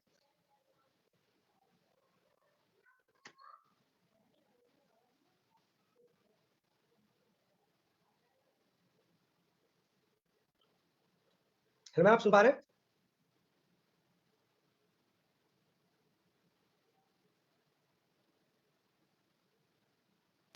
Thank you very much.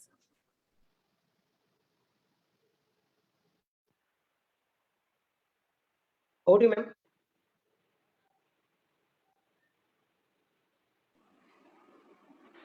Thank you so very much Bhaskar ji, it was such a spellbinding आपकी ट्रेनिंग थी, बिल्कुल मंत्रमुग्ध होकर हम ये ट्रेनिंग सुन रहे थे।